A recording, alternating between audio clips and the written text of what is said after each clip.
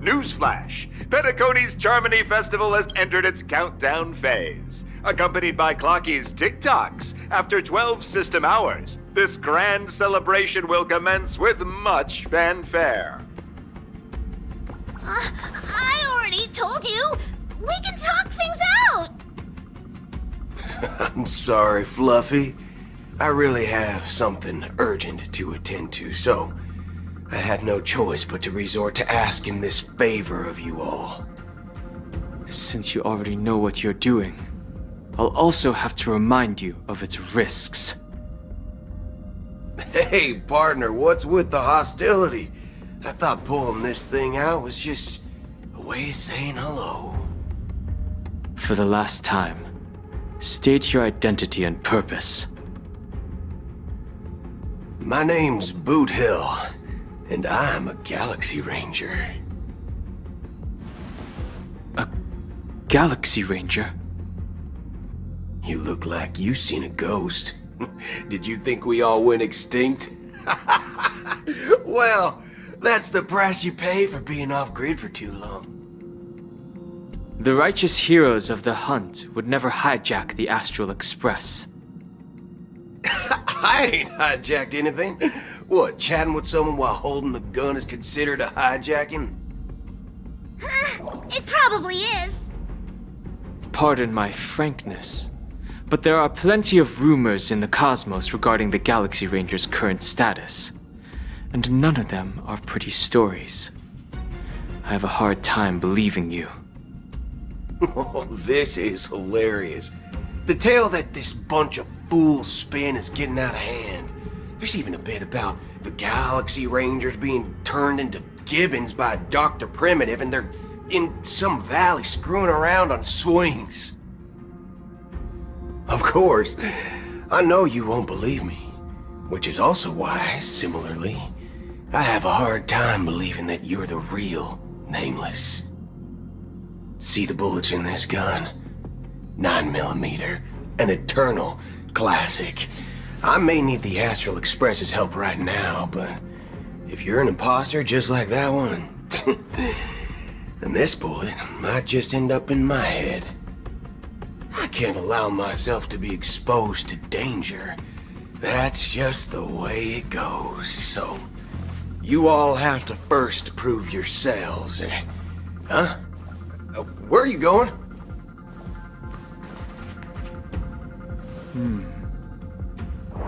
Recognize this? It's a model fudger. The Jade Abacus of Ally and Oath. The CN Joe really gave this to you guys? Model fudger? This is the Jade Abacus gifted to the Express by the Shenzhou Luofu's general, Jing Yuan. Its presence on board serves as the Shenzhou Alliance's official recognition of the Express. Is that enough? Not bad, kiddo. And across these sprawling stars, a gentle squeeze is all it takes to rustle up a whole legion of Cloud Knights. Now, I reckon that'd be one fudging sight to behold. Now it's your turn. Been ages since the Galaxy Rangers had the spotlight shown on them. We ain't equipped with such fancy gadgets. But I've been around the block enough to know the way to handle these types of situations is easy as pie. Alright then. Feel free to toss any questions my way. Let's see if my answers can't turn your trust. If your gut tells you otherwise, still ain't too late to show me the door. And why would I play along? If I truly am a real Galaxy Ranger, you stand to lose nothing. Alright then. Tell me, what kind of organization are the Galaxy Rangers? My friend, this question is a hard one. I don't think I can even consider us an organization to begin with. Everyone's on their own fated path along the hunt, with their own resolute sense of righteousness and not so welcome among such so-called universal values. This reply does not instill trust, and only makes your predicament more precarious. I'm guessing you're gonna ask about some form of shared faith, right? But us Galaxy Rangers don't need that sort of thing. What brings us together is a shared bottom line. Never bully the weak. Never kill the innocent.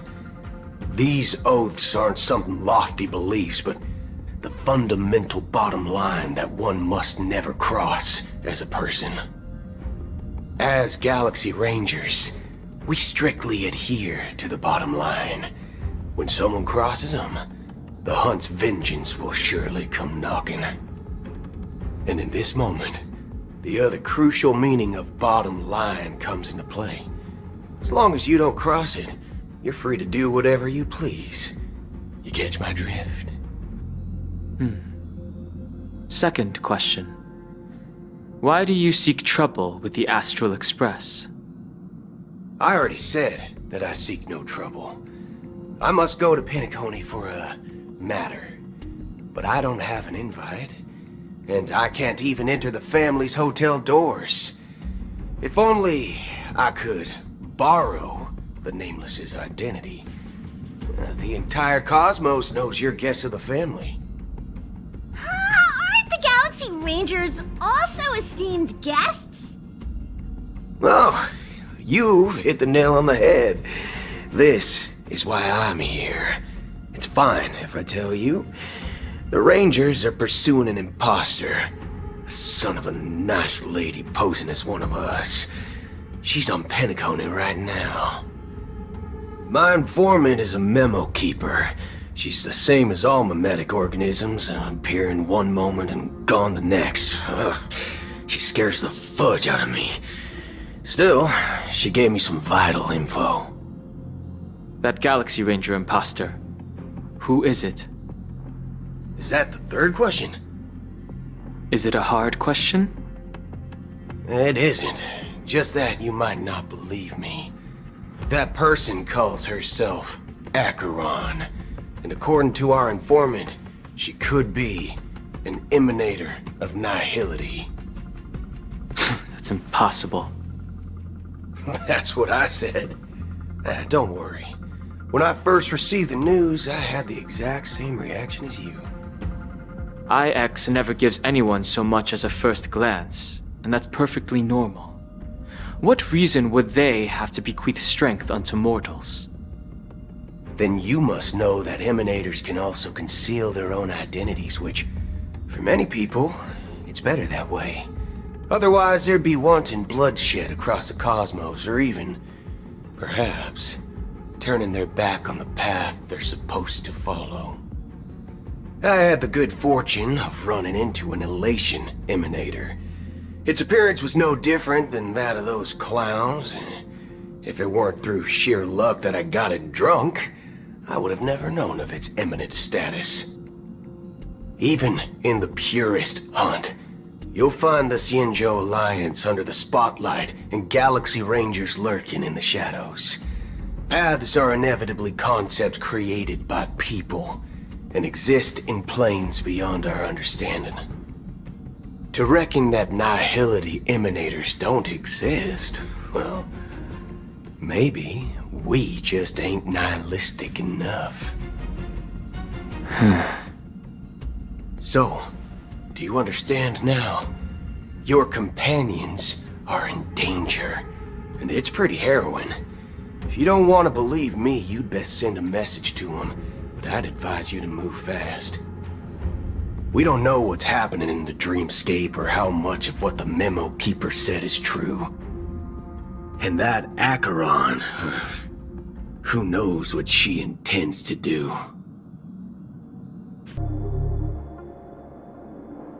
I don't intend to do anything. That's not up to you. Did you know? People who come to the land of dreams for the first time, they'll subconsciously stop to reaffirm that they're still walking on solid ground. And then they will unanimously raise their heads to gaze at the sky. Be it reality or dream, staring at the sky is instinctual for humanity. Since the day that the golden hour was completed, it's always been there, watching over every single night of decadence. But now this night sky has been mercilessly severed, dyed with the mist of nihility.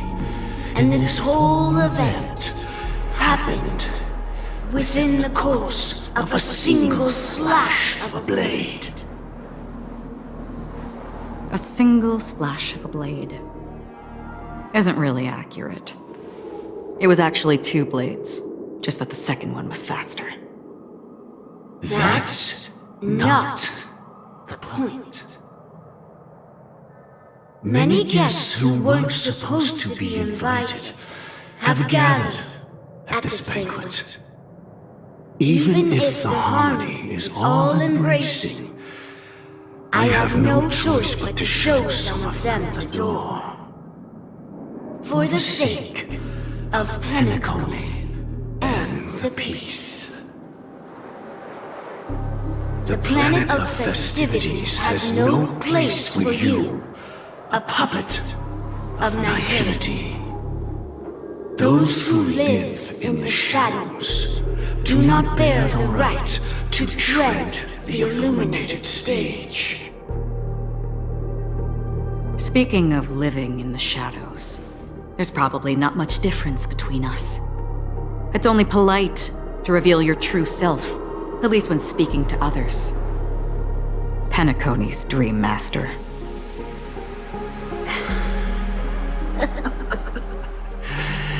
That's just another reason that you can't stay.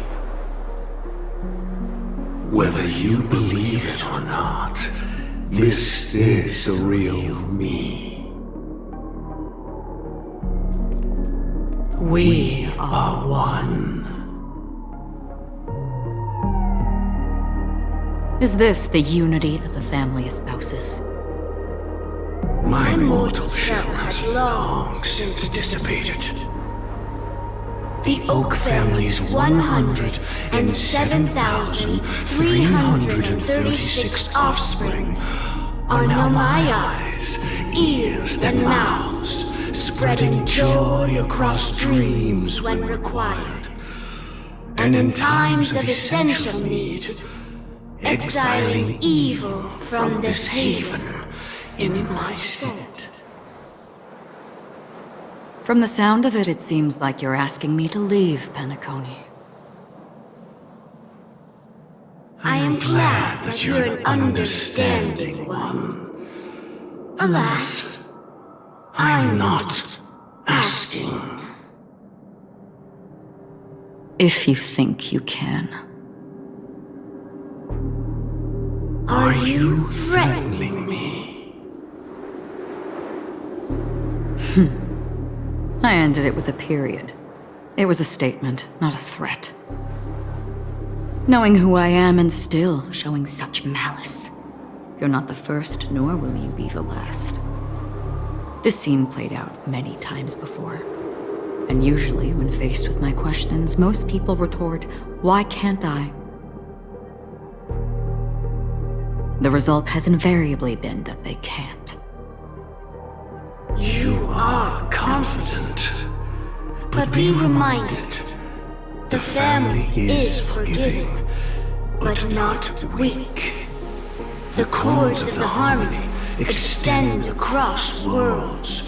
If you do not comply, when the blade is unsheathed for even a hair's breadth, you will never be able to escape the eternal Centurion's wrath. in all of your lifetime. 137 individuals. That is how many heathens I have exiled since I became Dream Master. Among them were those who once severed my wings, and those who immolated my body. And here I stand again, about to add another mark to the tally. And you will die. I mean, all of you will.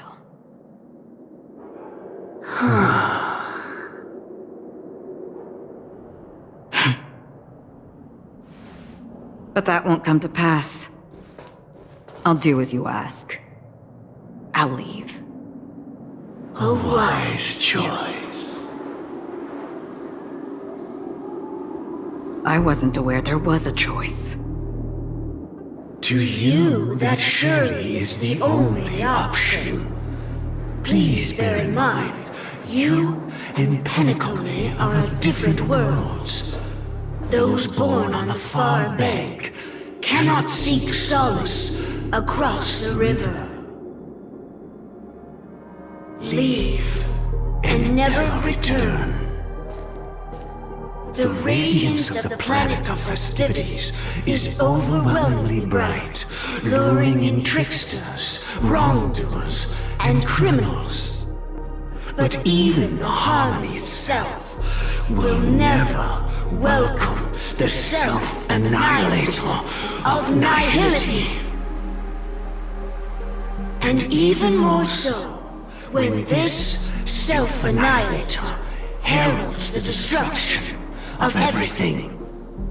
Your strength is obviously a gift of the sleeping and shapeless, immeasurable and fathomless, like a tributary spawned from the abyss that brings death and sin to all. Acheron, a befitting name. Take it from someone on the other side of your so-called river. You know better than I do that Penacony has already deviated from the harmony. Whatever your intentions may be, I foresee only one outcome. Its future holds nothing but nihility. Just like all the worlds that have drowned in their shadow.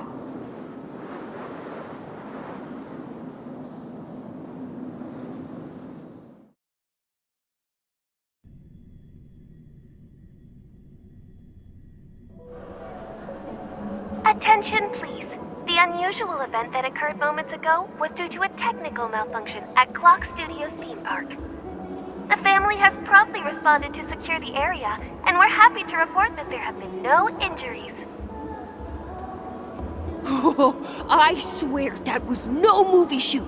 So many chips fell from the sky, and I even caught one of them. But it vanished in an instant before my very eyes. Excuse me. Are you talking about the Clock Studios theme park incident? Yeah, what about it? Oh, Miss Robin! Am I seeing things right? No need to worry. I apologize for any inconvenience caused to your delightful dream journey. What you just mentioned about the chips really piqued my interest. Would you mind providing more details about the incident? Oh, it was just those chips you normally see everywhere. The green ones? They fell from the sky as if it were raining. And then those chips simply disappeared. It appears to be the Dream Sim tech the Iris family has been developing. Huh? Miss Robin, you mean those chips were all part of a performance? But I really... Shh.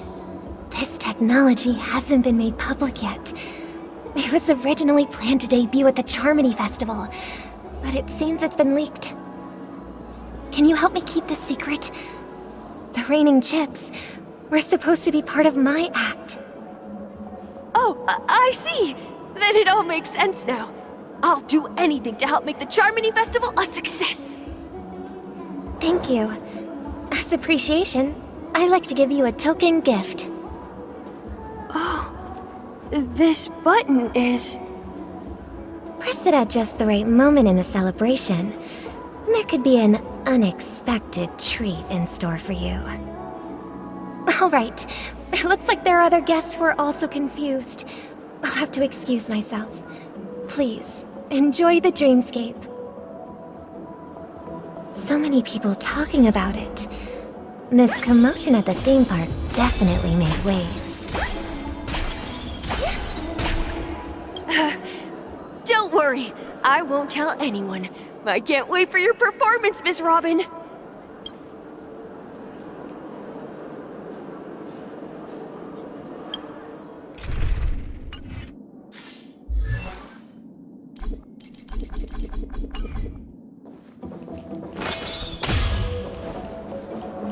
Let the show begin.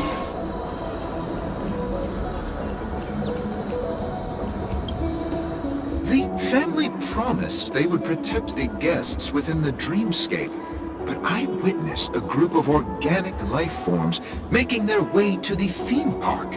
And soon after, a rip tore through the sky, and black rain started leaking out of the void. The family needs to provide a reasonable explanation, or I'll take my loved ones and return to reality. I thought the dreamscape was supposed to be a paradise. If it's not, then there's no point staying here. It appears the good sir has seen many great events. And it's true that an uninvited guest has unexpectedly entered the dreamscape. However, their target is not the ordinary guests, but the ambassadors of the IPC. The family will certainly ensure that the safety of the guests is of the highest importance. Miss Robin, I know the Bloodhound family has already sealed off the theme park and has control over the situation, but it won't resolve the problem. The family can try their best to protect their reputation, but as a guest, I don't wish to gamble with my life. But as you can see, sir, no innocent bystanders were affected in this incident. Perhaps the dreamscape is not as perfect as promised, but there's no place safer than dreams under the family's rule. I believe you know this better than I do. If this incident happened in real life, how many people would be able to walk away from it? I could stay here, but keep in mind, guests come to Penacony to enjoy the dreamscapes. They do not wish to be entangled in a conflict between the family and the IPC, so let's not have any more unnecessary incidents. Of course. With the Charmony Festival about to commence, we will spare no effort in our preparations. Rest assured. To express our apologies, the family has arranged this gift for the guests. Thank you for understanding.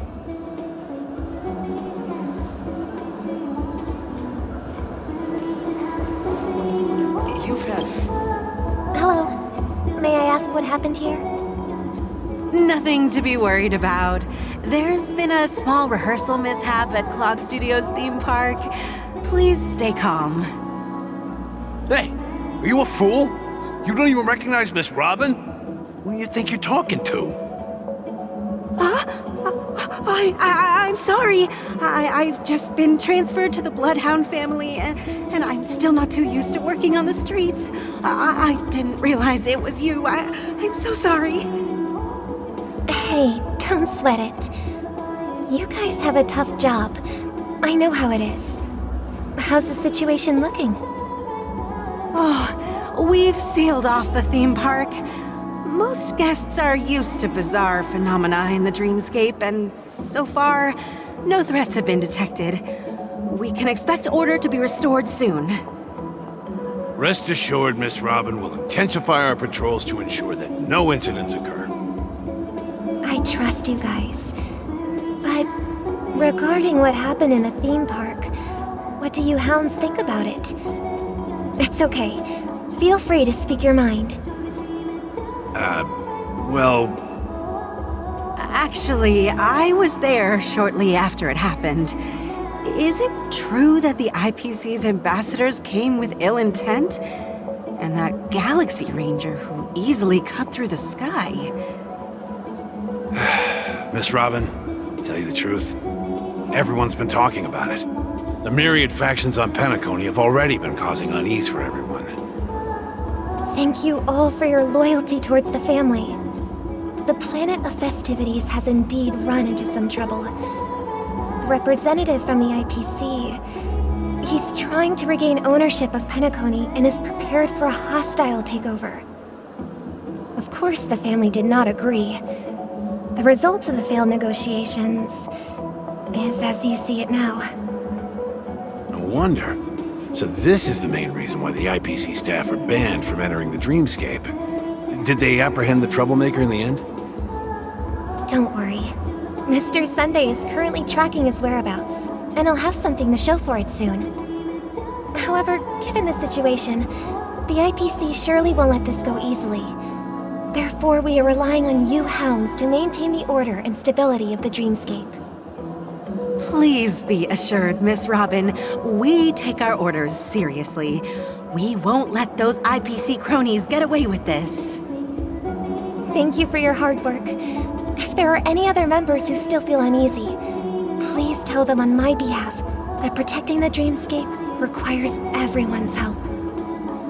This is a small gift prepared by the Iris family for the guests. There's one for you too. Please, open it at the Charmony Festival for an unexpected surprise. I can't believe I received a gift from Miss Robin. It feels like I'm dreaming. Wait, I am in a dream. If trouble comes knocking on our door, we're not afraid to go to war. Rest assured, the Dreamscape's peace will be protected by the Bloodhound family.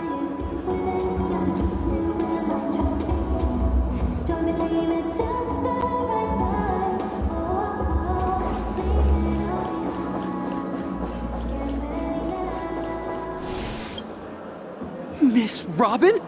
That's the renowned cosmic superstar, Miss Robin! I didn't expect to meet a fan here.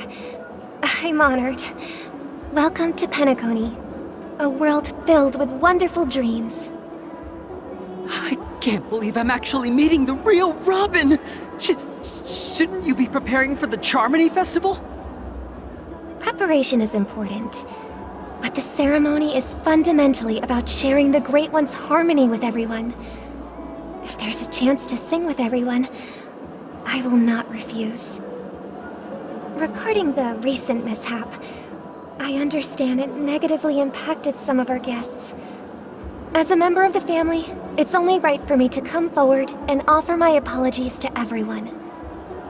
But, are you sure it was actually a mishap? Everyone saw those chips descending like rain and the red light tearing through the sky. Claiming it was merely special effects seems a bit far-fetched. Plus, I met that generous gentleman. He looked really out of it and kept talking to himself. Is this also part of the performance? Everyone, please do not panic. I believe that the family will give everyone a satisfactory answer in due time. Even if you say so, Miss Robin, it's hard to believe. Some people just never listen, do they? It's never ending. It just goes on and on. I'm getting really tired of this. Miss Robin? Still, I suppose I should keep on helping everyone. I am the epitome of joy, kindness, and goodness, after all. Huh? What was I just doing? And, who might you be, miss? Here, take this, little guest. This gift has been specially prepared for you by the family. Make sure to take good care of it until the opening of the Charmony Festival. Then, when the show reaches its climax, press the button together with the others around you. You never know. Something very exciting might happen.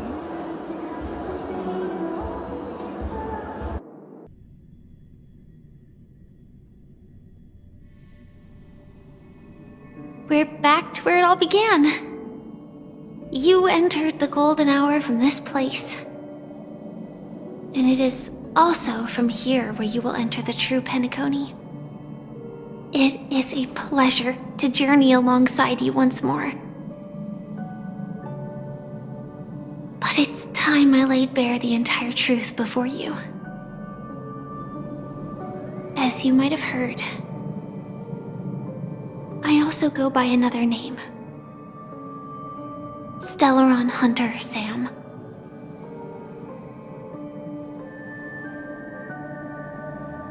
I know you have many questions. Do you remember when we encountered death in that strange dreamscape? When I was caught by that meme? In that instant before it killed me? I saw the reflection of another dreamscape in its ghastly pupils. So, following the clues in the script, I came up with some theories about the meme. That's why I instructed Silverwolf to issue invitations, drawing everyone to the Dreams Hotel. I intended to call upon death before you arrived, to solve the riddle using more direct means, and then invite you to join. However, contrary to my wishes, I couldn't defy the script. And I didn't get a chance to explain it to you. It is how you see now. I was impaled by the bladed wings of death. The heavy pressure of concentrated memoria miasma exploded in my mind as if it was actually reality. But after the momentary numbness subsided, I found that my body was absolutely unscathed. I was still alive. And it was just as I thought. I had arrived at a place starkly different from this beautiful dream. Beneath the dreamscape of Penacony lies another, more chaotic, more primal memory zone. Its name? Land of the Exiles. And so, then I returned to the hotel in the dreamscape, hoping to tell you of its existence. Yet I could not reveal my own identity. So, I could only divert your party's attention and lure you away from the battlefield. And after all my attempts proved futile, it wasn't until not long ago when a crimson blade of light shattered the high wall of the dream, causing you all to fall far into the abyssal depths of the dreamscape, that I was able to awaken you and your companions one by one. And that's it. That is all that's happened so far. I know it's tough to believe all this without reservations. I just want to say, you are very close to the final answer. Just one more thing needs to be done. And then I can prove it to you. Now, let's leave this place. Please close your eyes. Take a deep breath and visualize the dreamscape's outline in your heart. And remember, you must not open your eyes at all times. 3, 2, 1. Don't be afraid. The one who has come to greet us has arrived.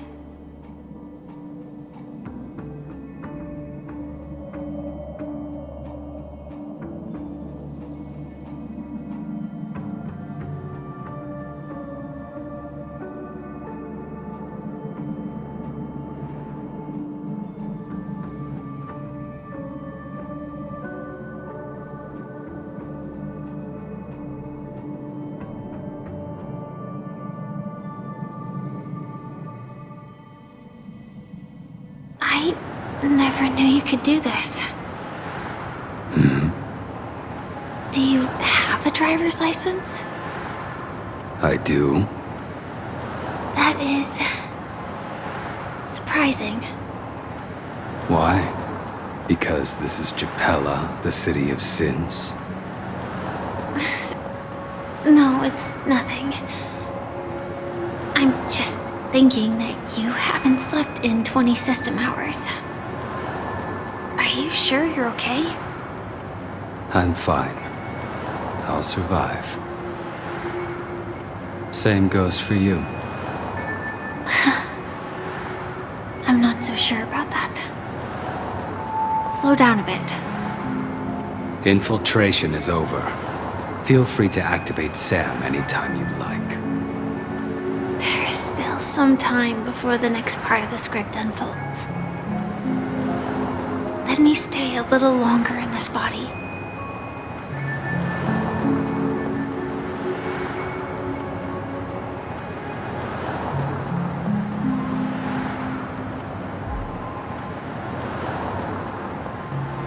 Such a long tunnel. Didn't feel this long when I set off. In half a system hour, it will lead us to Kafka. And then comes the downfall of the Japella Brotherhood. Is that also part of the script? It's in your script too. Sorry. I didn't notice. Their destiny won't change just because of your selective ignorance. I told you before, it's a bad habit. What about you then? Is this the moment you finally find the death you've been looking for? As always, it's a blank slate. It's not on this planet. Why the sudden inquiry? Because I'm currently in a car with a sleep-deprived driver. I just want to get there in one piece. This car has full self-driving capabilities. I'll just put my hand on the steering wheel. Will that do?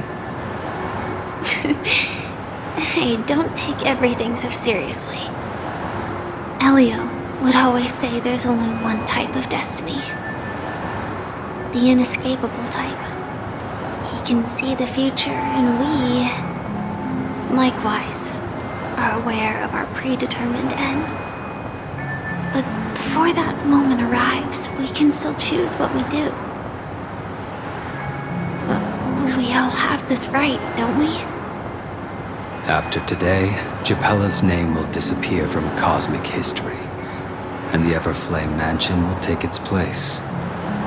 In the not-too-distant future, you'll receive an invitation. That's your next stop. Land of the Dreams. Penacony. I hope you find whatever you seek there. Be it answers or salvation. Yeah. Glad to see you're safe and sound. Close your eyes. This is the answer. Isn't it incredible? The monster that we have always known as Death is actually the guardian of the land of the exiles. It abides by a certain rule, abducting people from their dreams and bringing them here. The question that has been perplexing us, does death really exist in the dreamscape, appears to be a cognitive trap. It was laid by those orchestrating events from the shadows to cover up the truth behind the disappearances and the existence of this fortress known as Dreamflux Reef. Every emergence of that meme is related to the Watchmaker. Since Dreamflux Reef is where it brings its captives, it's likely that many of our long-standing questions will be answered in this place. The atmosphere here is starkly different from the beautiful dream. There are no regulators here like the family. And they all look like they're mildly dazed. But from the whispers of the residents, I've heard a familiar name. Gallagher. It's that man again. Always in the right place at the right time. Though that does save us the trouble of looking for him. Himiko and March have already made a move. Get ready. We're about to set off. The real dreamscape, the land of the exiles. Before we go, should we speak to everyone first?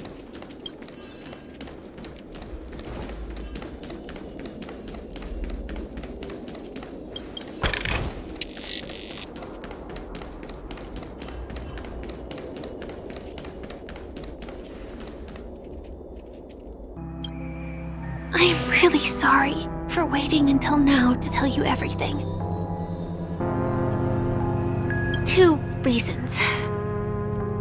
Firstly, the script. In the future that Elio saw, Sam and the Astral Express's confrontation was inevitable. I tried to break the shackles of the prophecy, but this is as far as I could go. That aside, there were also my personal motives. I wished to travel with you as Firefly, and not Sam.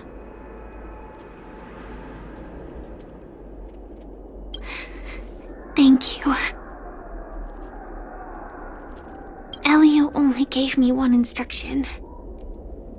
Allow the Astral Express to pursue the Grand Legacy. It means that the Watchmaker's legacy holds great significance to trailblazing. And to you. Elio's scripts used to revolve and expand around certain specific Stellarons. But with your appearance, this condition has apparently ceased to be appropriate. Perhaps he also saw the impossible in the future. Do you still remember that medical cabin I told you about? Well, that's Sam. It belongs to the Iron Cavalry of Glamoth's Firmament Frontline. A Firefly Type 4 Tactical Heavy Assault Mech. It is the cradle of my vitality. And the meaning of my birth. And for the longest time it was how I should have looked to the rest of the world.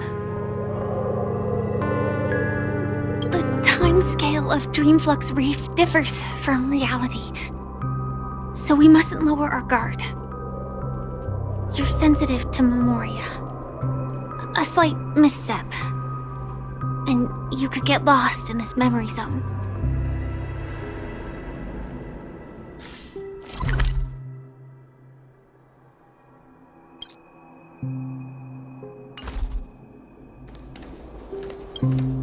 Something on your mind? Let's talk about it. No wonder Miss Acheron is so averse to drawing her blade. It's hard to imagine such terrifying power could reside in an ordinary sheath. If it weren't for the fact that Aventurine's power originated from the preservation, the entire dreamscape would have been affected. Don't feel burdened by this. Even without that Stellaron inside you, Aventurine would still have found other methods to accomplish his goal. Let's just believe in Miss Acheron. And given her prowess, I don't think we've got anything to worry about. During your investigation, he shared a vital piece of information. Mikhail, the former watchmaker who collaborated with the family to construct the Penacony we're familiar with today, had a falling out with the family for specific reasons. But this is precisely where the problem lies. You were clearly investigating a murder, so then why, as a security officer, is he changing the subject to talk about his past with the watchmaker? And now, with Firefly mentioning his name again, it's hard not to be suspicious. Before we found you, she'd already revealed her Stellaron Hunter identity and shared a lot of information. Who would have thought that the Molten Knight's true identity was actually a young girl? For her, this is a secret that she cannot allow others to know. That being the case, I think we can believe she's willing to cooperate. But she didn't reveal all her secrets. I just can't shake the feeling that her situation is different from that of the typical dreamer. And I hope that doesn't lead to any dangerous predicaments. I hope you've regained a little composure. We'll move out when you're ready.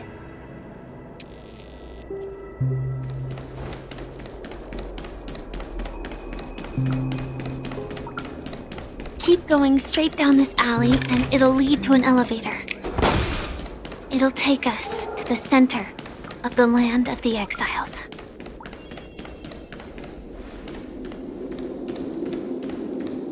What a huge clocky. Looks like the watchmaker also left his mark on Dreamflux Reef.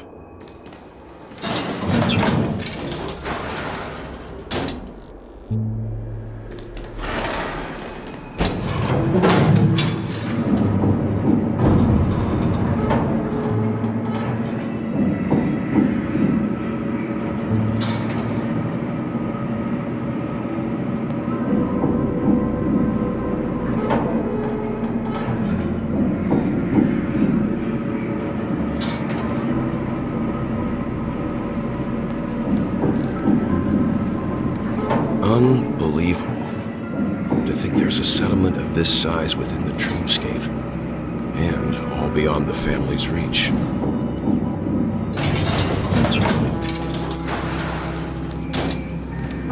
The atmosphere in this fortress is pretty different from that in the beautiful dream. When I first saw it, I was in awe too. The sky here, it's like a reflection of the 12 dreamscapes.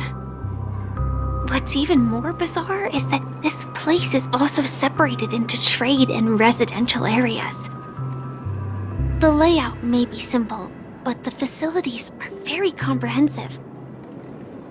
It seems that there are quite a number of people living here. Though both dreamscapes have distinct styles, the architectural designs are quite similar. Works of the same hand, perhaps. Hard not to speculate on the connection. But there's no point in overthinking things. Let's meet up with Himiko and the others first. Take a right turn at the end of this road and you'll reach the trade district.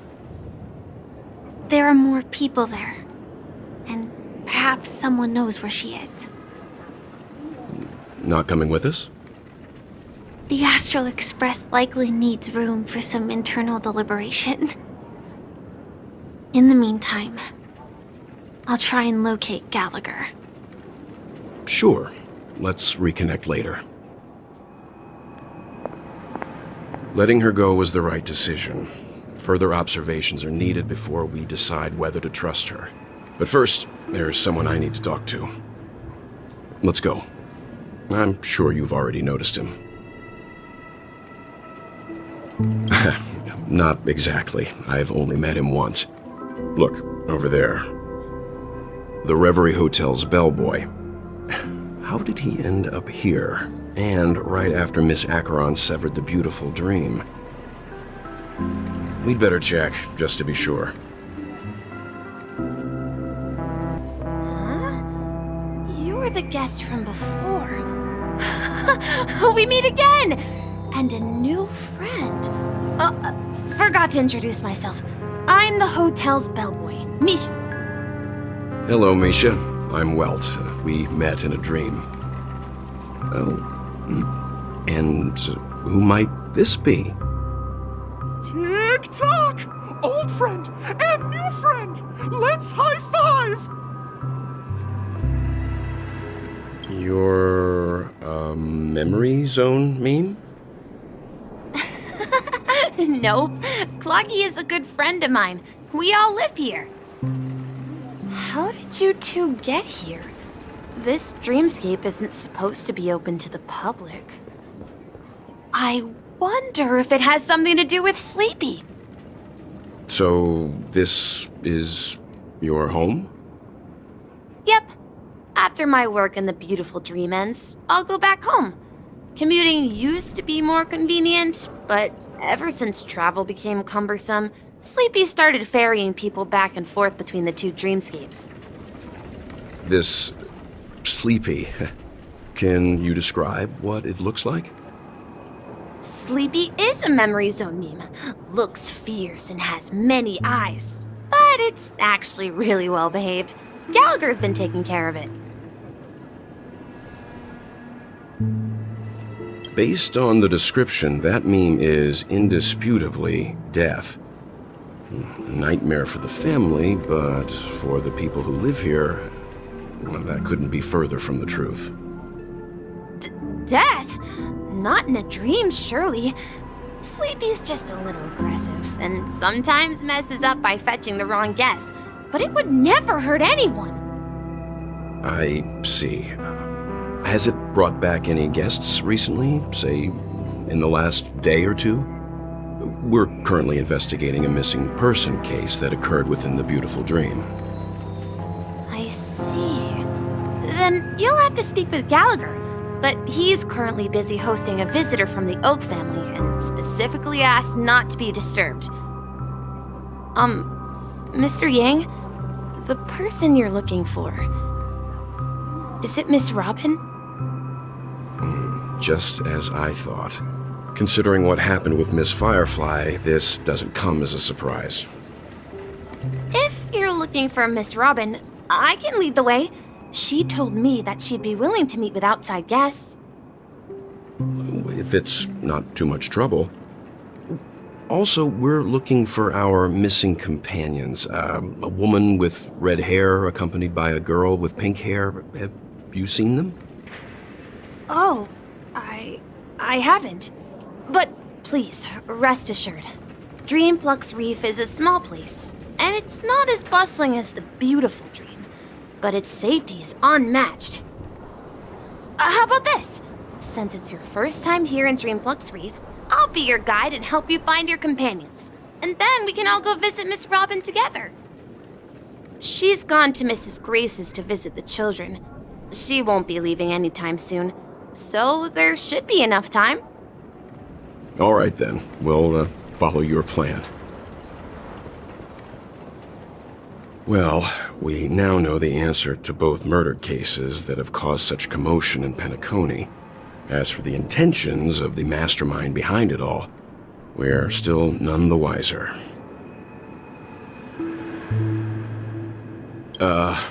No idea. But its connection to Gallagher is worth digging into. Regardless, we have to find him. Say, you mentioned before that you saw Clocky that only you could see, right? I can't shake off this strange feeling. Am I really still so young at heart? Forget it. It's not important. We'd better just follow Misha. Everyone, look! From here, you can see the most spectacular view of Dreamflux Reef. A black hole? No. An accretion disk formed from consolidated memoria? Was Dreamflux Reef built on such unstable memoria? Oh, so Mr. Yang is also versed in memoria dynamics. I was just trying to figure out how to explain this huge hole to everyone. I bet you guys have a lot in common with Miss Kami.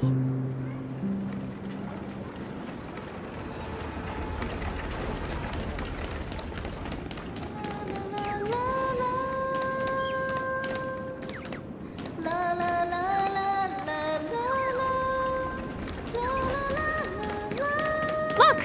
there she is!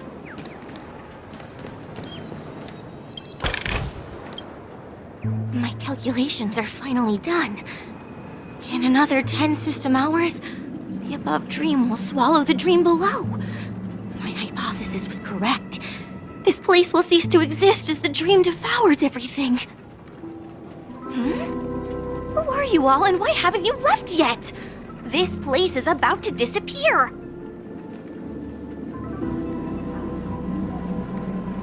I'm Kaney, a dreamscape surveyor specializing in Memoria dynamics, and this is my life's work that I'm researching. See that huge gaping hole? It was just a narrow rift many years ago, but now it's grown into a giant hole.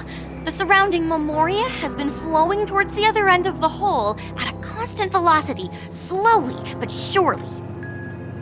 But the scary part is, according to my calculations, the flow rate of Memoria has recently changed, and it's faster than ever before. It's almost as if something is sucking it in from the other side. By constantly improving upon Madame Rosalina's Memoria measurement method, I've finally obtained accurate results. After 10 system hours, the Dreamflux Reef will cease to exist. Just like the melting of glaciers, everything will crumble and disintegrate. The dreams on that side of the void will fuse into one. Please don't worry. This sort of thing has happened many times before. Miss Kaney isn't a bad person. She's just a bit lost in her own world. She'll probably realize she's wrong soon enough. You don't say. There was something else that piqued my interest. Who is Madame Rosalina? Oh, do you know her too? Or are you also a fan of Memoria dynamics? We're very interested in Madame Rosalina's achievements. Could you tell us a little more about them? Why, of course! She's an excellent scholar of Memoria dynamics, and the first person to apply Memoria rate measurement methodology on interstellar travelers. Regrettably, due to the presence of the Garden of Recollection, ordinary people don't pay much attention to the nature of Memoria. She departed this world without much fame, leaving only a few thin journals behind. I came to Penacony to learn more about my idol, and went to great lengths to seek out Dreamflux Reef, all because this is her final resting place. Prodigies always meet their demise prematurely. If only Madame Rosalina had more time, she would have discovered a way to reverse the flow of Memoria. I felt it. The source is in the golden hour. There is a certain anomalous presence stirring the currents of the memory zone. I must uncover more concrete proof. I must convince everyone. Does the name Madame Rosalina sound familiar to you? Before we came to Penacony, the conductor had given us a list of nameless to look into. Her name was mentioned.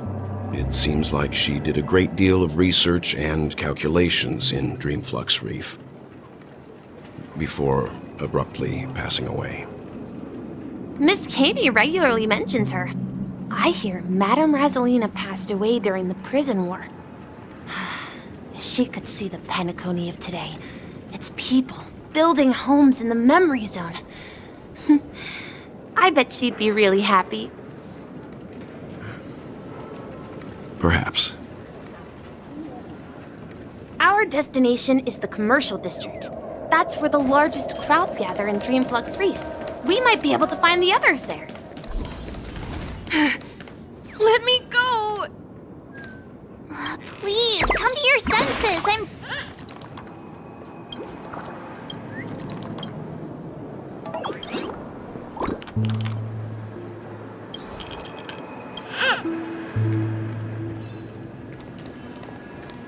Ghost! There's a ghost!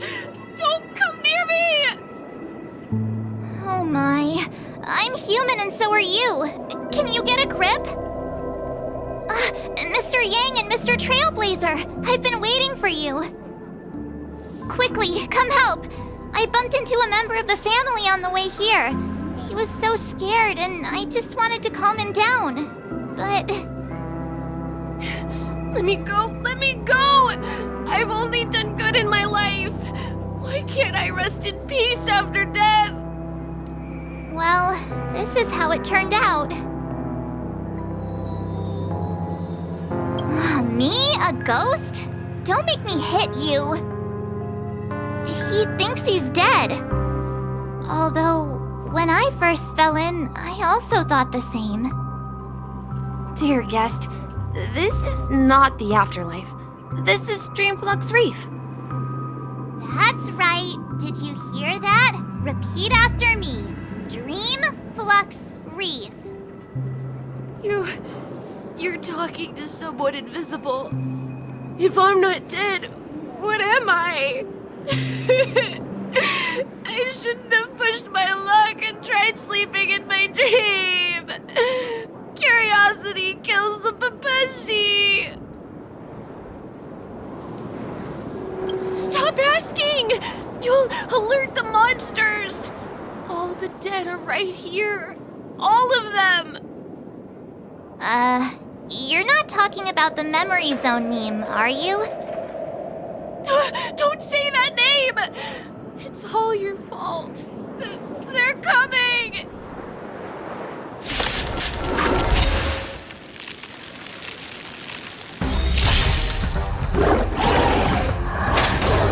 Can I have fun this time?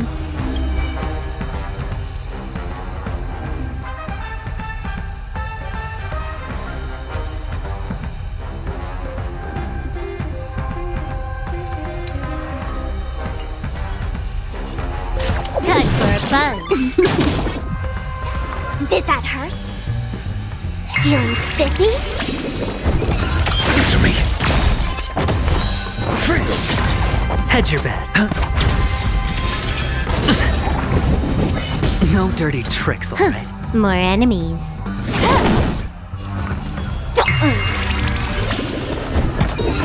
Test. 0 points.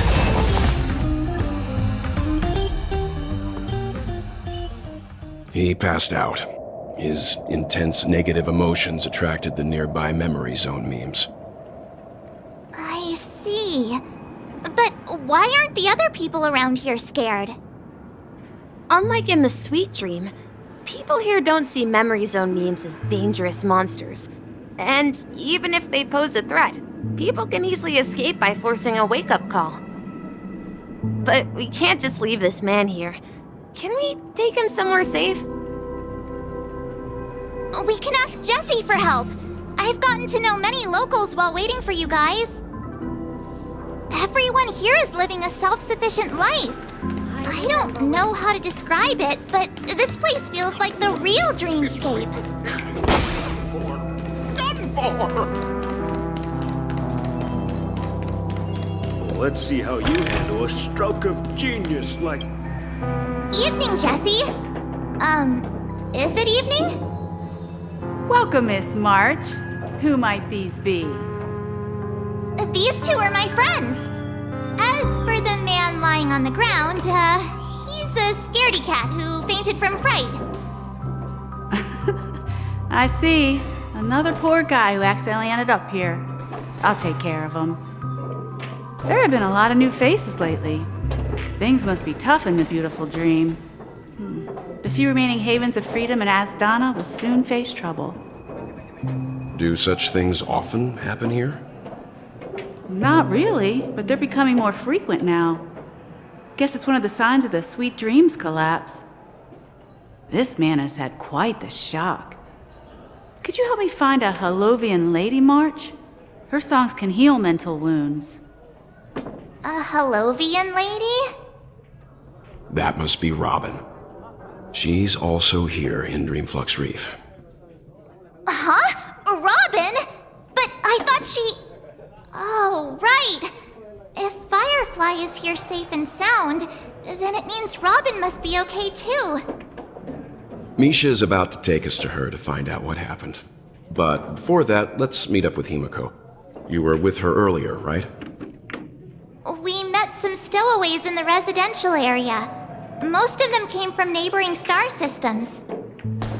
I heard that places like Dreamflux Reef are scattered throughout the memory zone of Asdana, like islands in the ocean. They existed before the family arrived.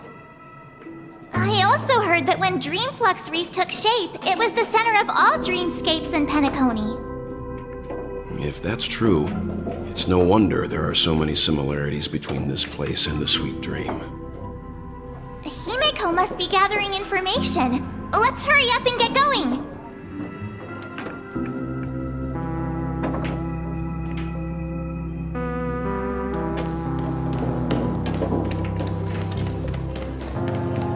This is where we split up. She can't be too far away. So that's how it is. I never imagined we'd gather the remaining details here. To borrow Gallagher's catchphrase, what an unpredictable twist of fate. Himeko, here they are. Ah, perfect timing. Now that everyone's here, I'd like to introduce everyone to Micah, who's partly in charge of the Land of the Exiles. Micah, these are my companions. It's a pleasure to meet the Nameless. You know us? I've been keeping an eye on you since the day you arrived in Penacony. We would have met under more appropriate circumstances if Dreamflux Reef hadn't been isolated from the 12 dreamscapes. Please, allow me to formally introduce myself. I'm Micah, the Gravekeeper of Dreamflux Reef. Gravekeeper? Life in Dreamflux Reef is pretty liberating. Everyone here mostly keeps to themselves, without meddling in others' affairs. My daily task involves cleaning a few tombstones. You're too modest, Micah.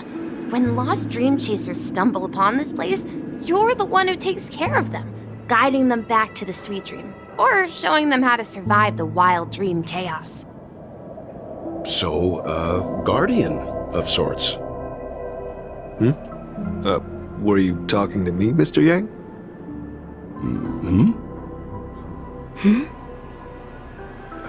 On that note, Mr. Mika, which tombstones are you referring to? We didn't come across any graveyard when we arrived. They're actually just symbolic stones. But since you're curious, Mr. Yang, I'll take you there.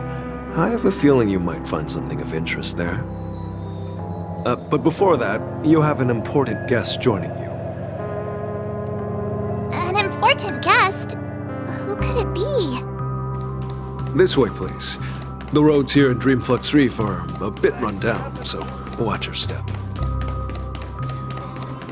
There she is. Everyone sang so wonderfully. It's not often that I tried this music style, but I've gained some valuable insights from it. Oh, I can't thank you enough, Robin. Well, these kids have made incredible progress in only a few days. It was nothing, Grace. I merely taught them how to sing. It was you who brought hope into their lives. Life must be quite difficult for them in reality, I imagine.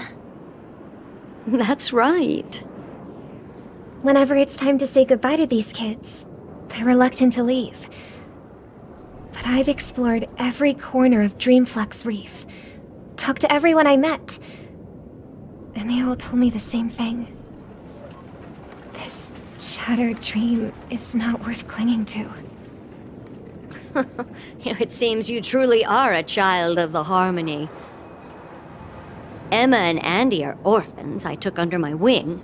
Carol there, with her blind eyes, used to work at a nutrition center in the outer ring of Penacony. And as for Gary, he's been living with autism since he was a child. They're not old enough to enter the Sweet Dream managed by the family. If we compare people to birds, these kids are like fledglings with impaired wings. But in this dream, well, they can fly freely. Even if they stumble along the way, well, they're still relying on their own strength. And me, an old lady with no legs. Well, without this dream, I couldn't even walk toward them. I'm glad that you found a new life here in Penacony. It's just... Don't worry, Robin. Dreams have their significance, but they aren't everything. Both the children and I understand this. No matter how long we fly through this dream, we will one day return to reality. But you know what? Emma and Gary aren't plagued by their insecurities anymore. No, and Carol is learning how to cope with her blindness. And Andy is livelier than ever. Well, even I've become more optimistic. You see, in dreams, we learn how to live. Once we return to reality, we learn how to survive. And should our feathers be damaged, then we share our wings with one another. There's no need to covet an illusory sky in dreams, because we have the right and the ability to fly towards a broader horizon. It's a relief to see you safe and sound, Miss Robin.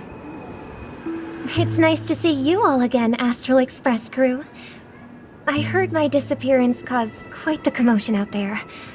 I'm really sorry about that. Since you're here, can we assume that you're fully aware of the situation in Penacony? Ever since I returned to Penacony, my voice started to change, until it gradually faded away. At first, I thought it was a temporary ailment, perhaps due to having been away too long.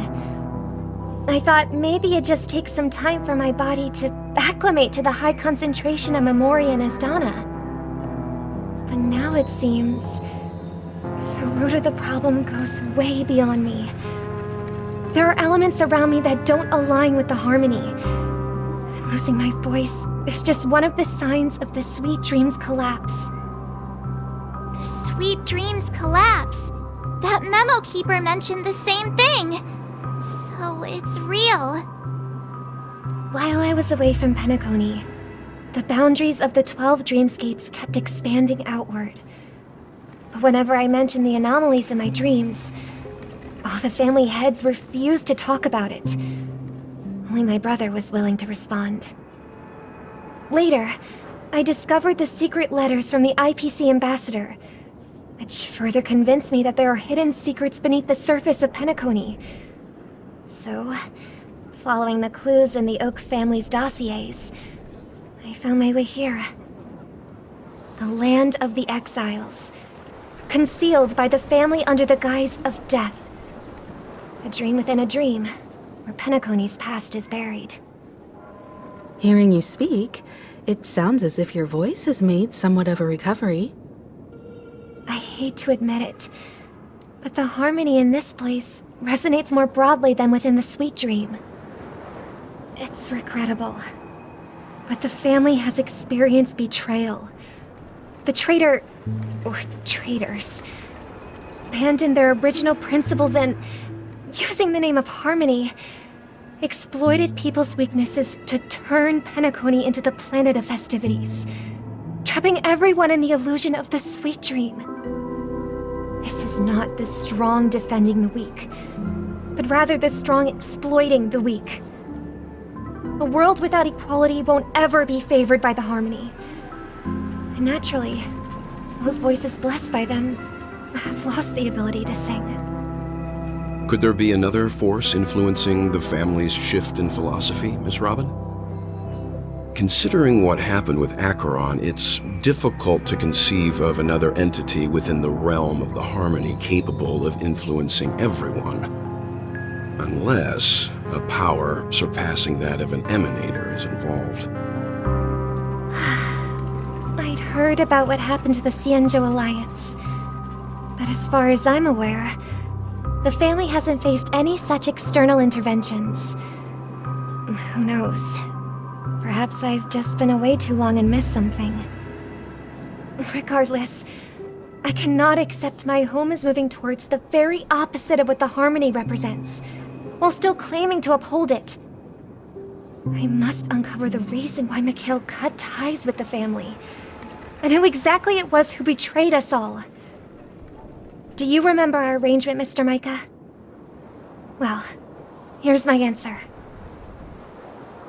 I've decided to forgo my role and never step foot on the Charmony Festival stage again.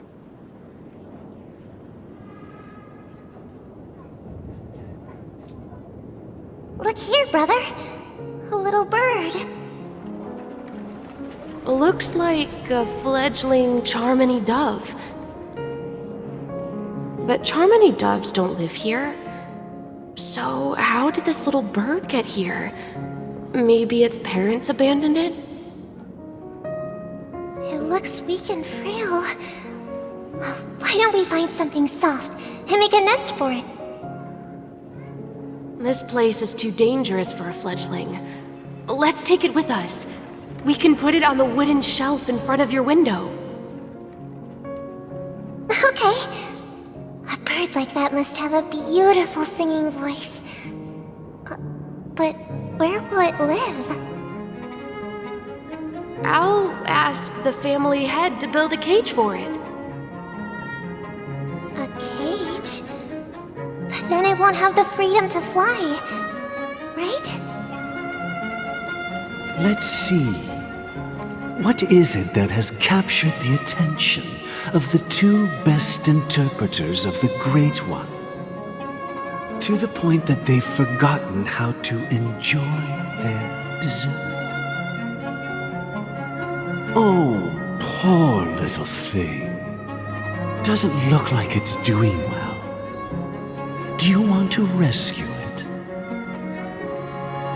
I do. But I don't want to lock it up in a cage. Why? Even if it's small and not fully feathered and can't sing, it didn't come into this world just to be locked up in a cage. Birds, they should be flying free in the sky. That's quite the romantic idea. And what about you, a young scholar? Do you agree with your sister? I think she's right. But if we leave it out in the wild, it won't survive for more than a few days at best. Ah, I see. It seems our little scholar is still a bit unsure. Well, let me tell you youngsters a story. As you probably know, Charmony doves can fly through the air. When they fly really high, the friction caused by the flapping of their feathers against the atmosphere creates amazing lights, so that they look like shooting stars. We've seen this spectacle so many times that we think it's just something they can naturally do. But that's not the truth.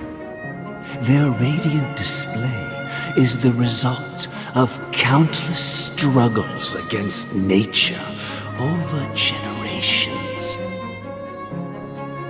Their ancestors were too weak to survive on the ground, so to escape predators, they started seeking new opportunities in the air. After countless attempts by many generations, one of them finally figured out how to fly. It soared into the sky and never looked back at the ground again. So, you mean birds aren't born to fly, but they find a way to do it through their determination, right? Well, that's an idealistic way of putting it. So, what are your thoughts, Sunday?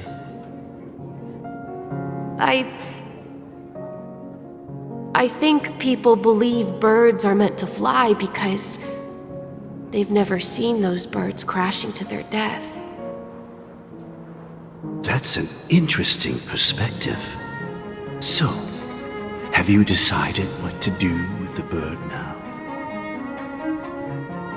For now, I'll keep it in a cage until it can take care of itself because I want it to live, no matter what. Well said, kids. It seems each of you has found your own answer. Your insights are truly remarkable. And I hope they come true in their own way. We will take good care of it. Won't we, brother? Yeah. But, Mr. Gopherwood, there's one thing I don't quite understand. And what might that be, my son? What if this little Charmony dove never learns to fly in the end? I mean, if there are fledglings in this world that can never fly throughout their lives, should we let them go back to the sky, only to see them crash to the ground and die? Talking in your sleep, Birdie? Time to wake up.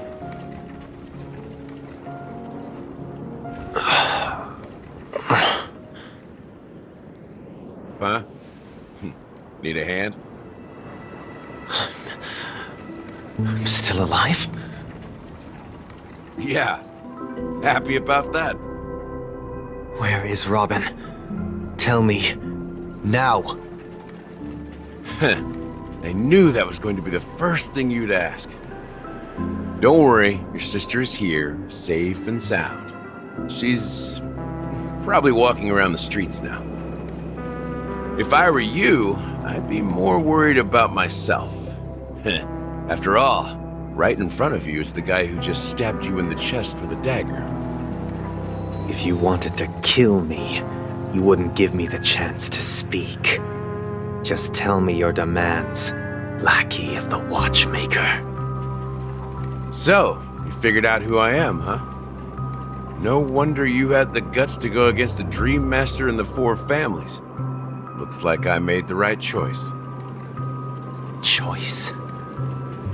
You are aware of my plan and see through my act. Time is running out, so let's drop the charades. I'm suggesting we cooperate. Cooperate? What makes you think I'd cooperate with you? The fact that the famous Robin has chosen my side. Plus, some clues about a traitor and a bright future for Penacony. Any of that catch your interest? I find it hard to believe a man who's full of deception. Fine, you don't have to trust me. What you should trust is the sense of justice inside of you. Show me Robin first. All right, as you wish. Here she is. Huh? What's your trick this time? Just kidding. I mean, this lady will lead us to Robin, right? And the crew, too. There are too many people who you owe an explanation. That'd be great. Please follow me, Honorable Oak Family Head. Now, all the actors are on the stage.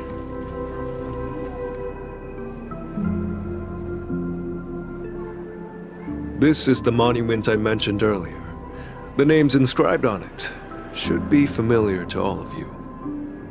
Rosalina and Tiernan. When Penacony was known as a frontier prison, it was the Trailblazers who connected it with the stars. They were the heroes who saved Astana, and their names deserve to be immortalized, not just on this small stone tablet, but in the annals of history for all of time. However, today, the planet of festivities is nothing but sweet dreams. That heavy piece of history is all a distant memory. Just like that prison. If their names are inscribed here, then that means... According to Micah, they died long ago. Rosalina was killed during the War of Independence. She ventured alone into the heart of the star system to investigate the flow of Memoria, but she never returned. Tiernan was a skilled gunslinger, strong and reliable. He led the people through countless battles, but he didn't live long enough to witness the arrival of true peace. In the decade following the war, Penacony faced challenges internal and external. To protect Asdana, Tiernan took up the way of the Trailblaze and led the Lampmoth family to explore beyond the system, only to be surrounded and wiped out by the swarm. Though I had expected as much, the tales of these heroes truly are sorrowful. True to the title of Trailblazer, they spent their lives venturing into the unknown. But what about this tablet? There are no names carved on it. When Dreamflux Reef was created, its owner was still alive. However, he insisted on erecting a monument for himself, saying that it will happen someday. Here we meet again. Everyone from the Astral Express. Robin.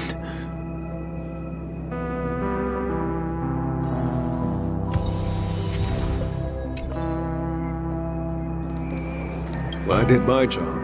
I gathered everyone here. Gallagher will explain the rest to you. Take care. Brother. There's no need for words.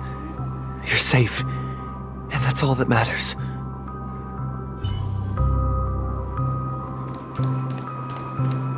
Huh.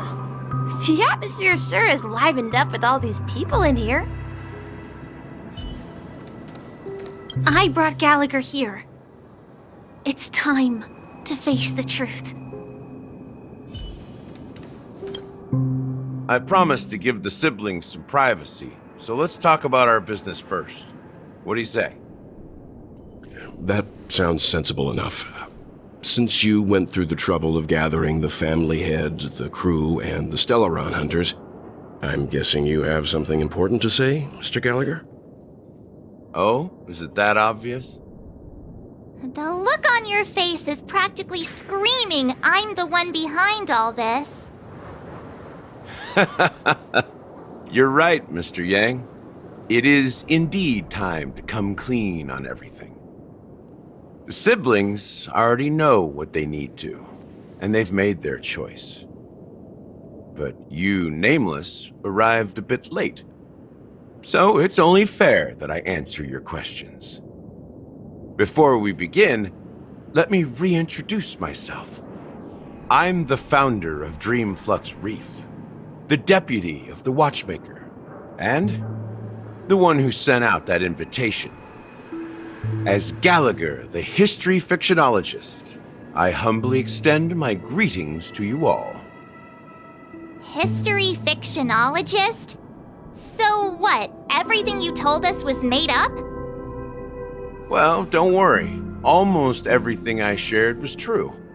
Well, except for the part about the family accepting me back. I double-checked with Micah, and everything he said about the family, the Watchmaker, and Mikhail is true. Thank you for your understanding. Now let's get down to business. I'm sure you're all wondering why I went through the trouble of setting up this battle for the legacy, inviting different factions, and stirring up a ruckus all over Penacony. Well, it all boils down to something very familiar to all of you. The Stellaron. The Stellaron? But how is that possible? Penacony is a free-flowing interstellar hub. There are no signs of contamination whatsoever. You're totally correct.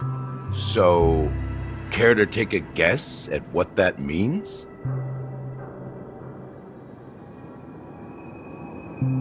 I wish that were the truth. But if that were the case, I wouldn't have invited all of you.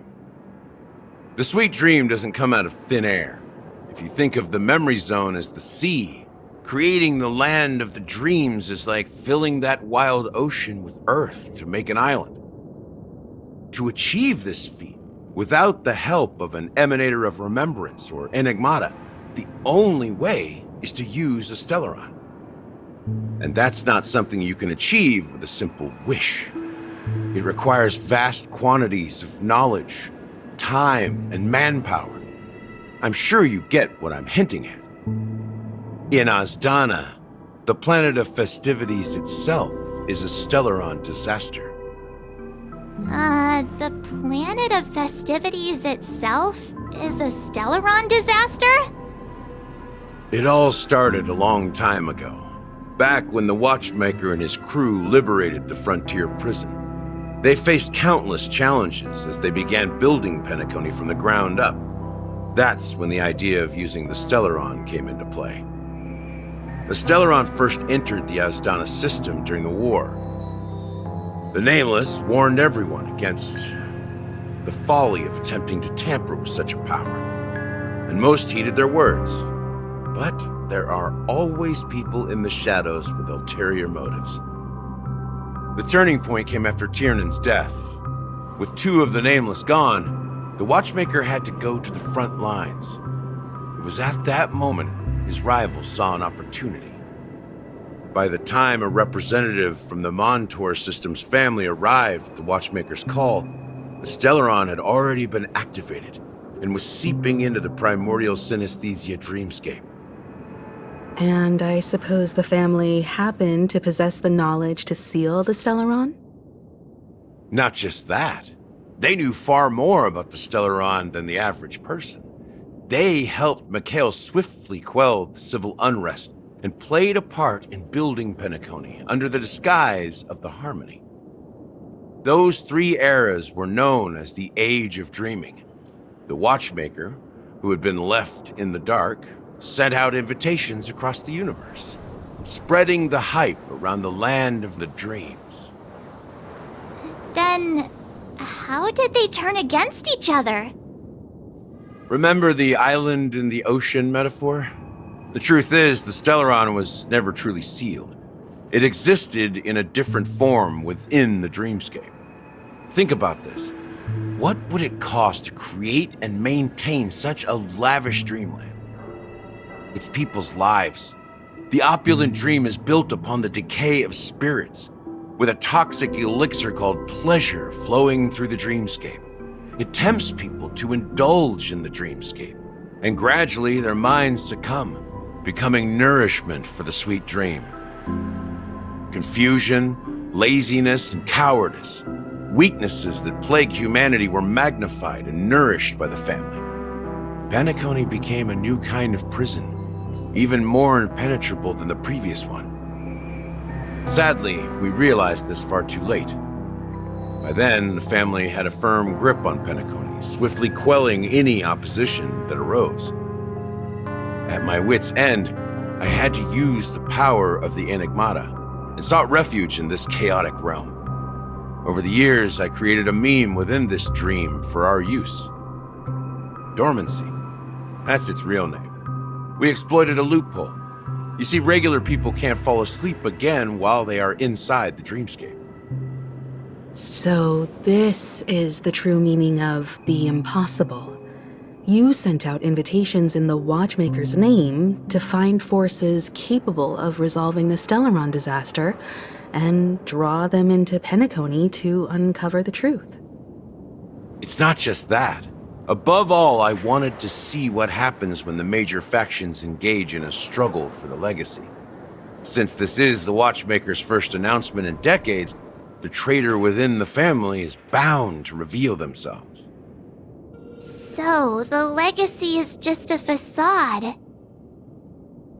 If you want to consider the Stellaron as the legacy, I'm totally fine with that. If that's the case, where is the Stellaron now? That's a question for Mr. Wings. The Stellaron is still under the family's control, and as the head of the Oak family, I'm sure he holds all the answers.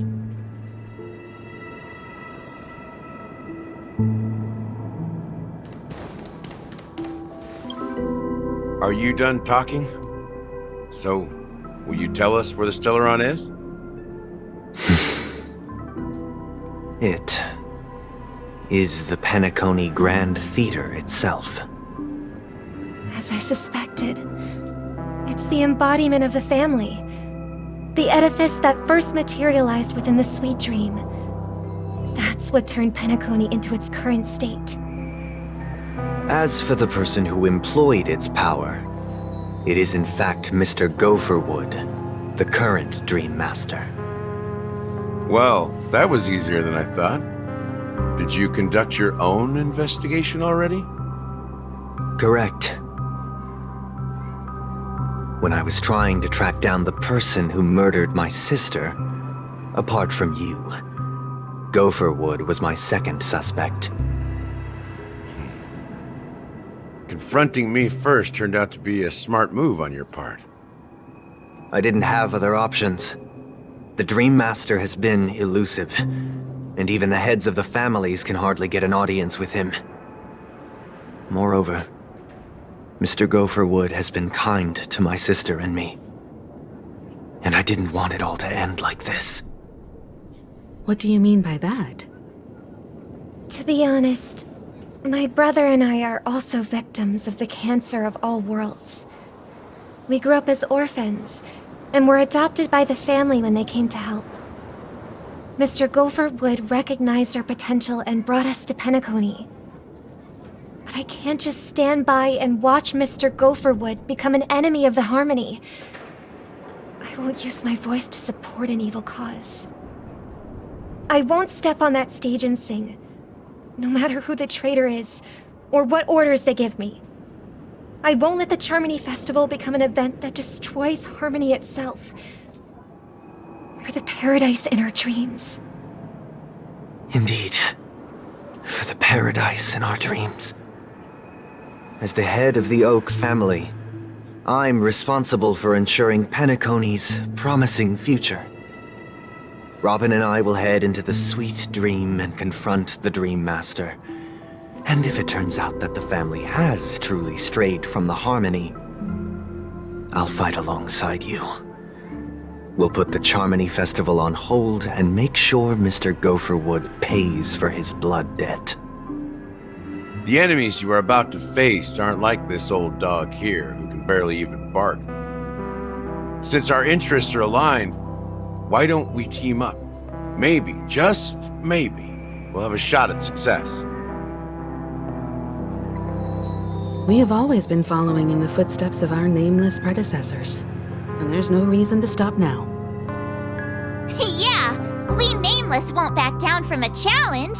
Isn't that right, Mr. Trailblazer?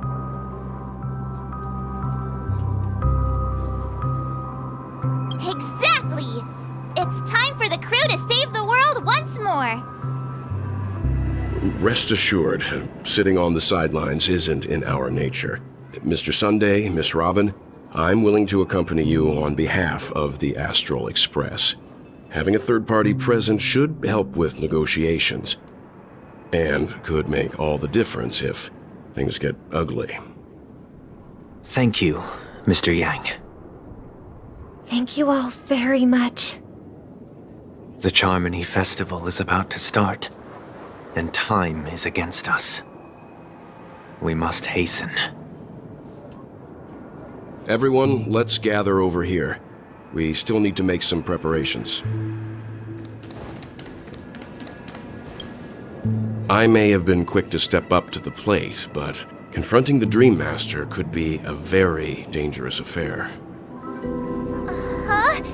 Even you're saying that, Mr. Yang? How powerful is that Dream Master? He's the leader of the families of Penacony, and he has the entire power of the Harmony behind him, not to mention the Stellaron in his possession. We must proceed with great caution. Maybe you can just stay behind this time, Mr. Yang? No, that won't do. Even if we count Robin as an ally, something felt off about Mr. Sunday just now. Although, I can't quite put my finger on it. I have to make sure he won't turn against us when things start to get dicey.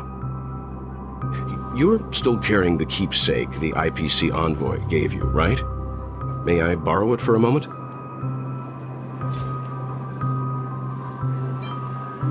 Huh. I knew it. As I suspected, this chip Aventurine gave to you is actually a miniature transmitter. If I'm right, he intends to use it to track your location or contact you when needed.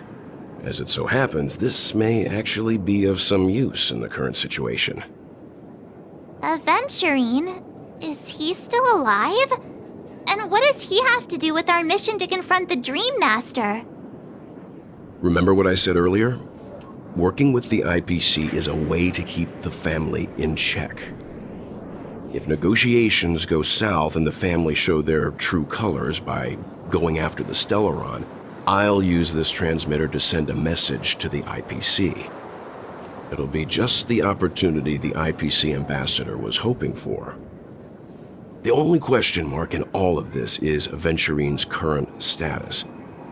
But the IPC is always listening, especially senior strategic investment department heads like him. Getting the message across shouldn't be a problem.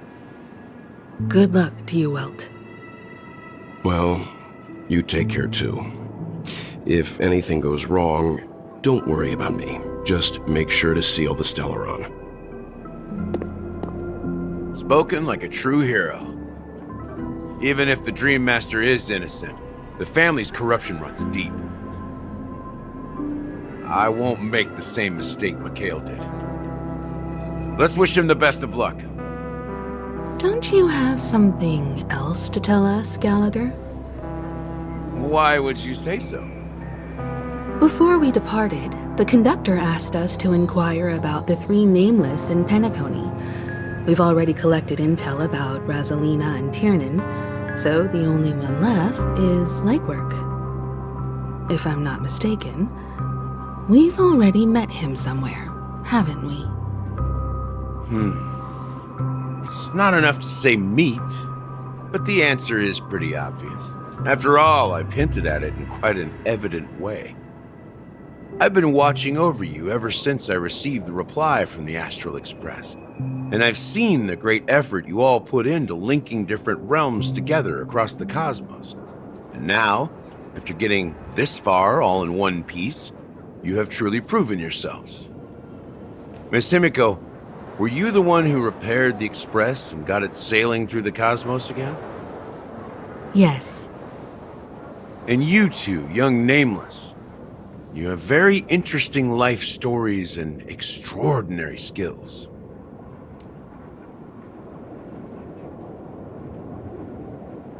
What? Hey, you can't just make up titles like that. You're full of energy. Please send my regards to the conductor, Pom Pom. Please let them know that their friend had fond memories from his time aboard the Express, which he reminisced on every time he had a good drink. As for the last Nameless, he embarked, disembarked, and embarked again, traveling in a great circle, ending up back where he started. On his deathbed, he told me to find the Astral Express and deliver an invitation to the future Nameless. He left behind a special gift, a true legacy. Something that belongs only to the successors of the Trailblaze. Come with me. Now is the time to reveal it.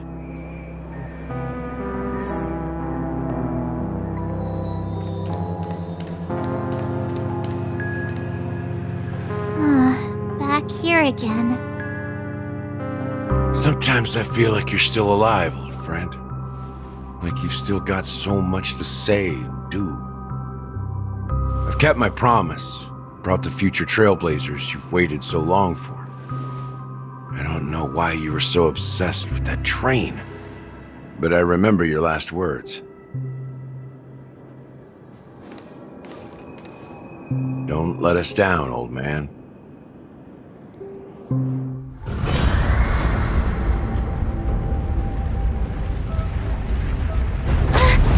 What's happening?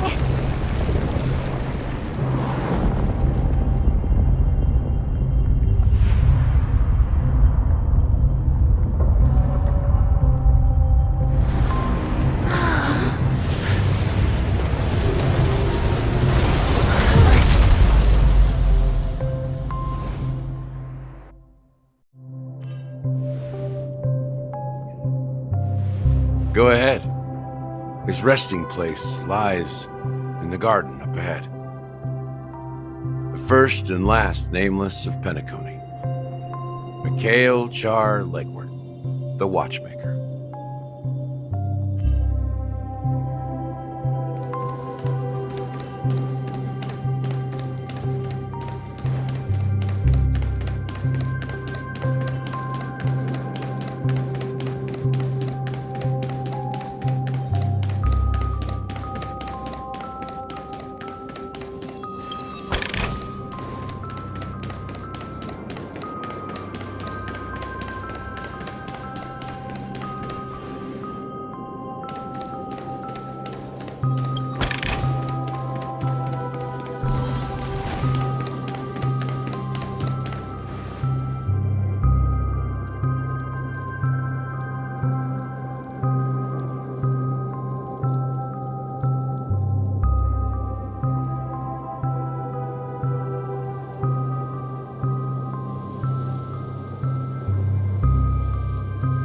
Sure enough, the Watchmaker is the third nameless.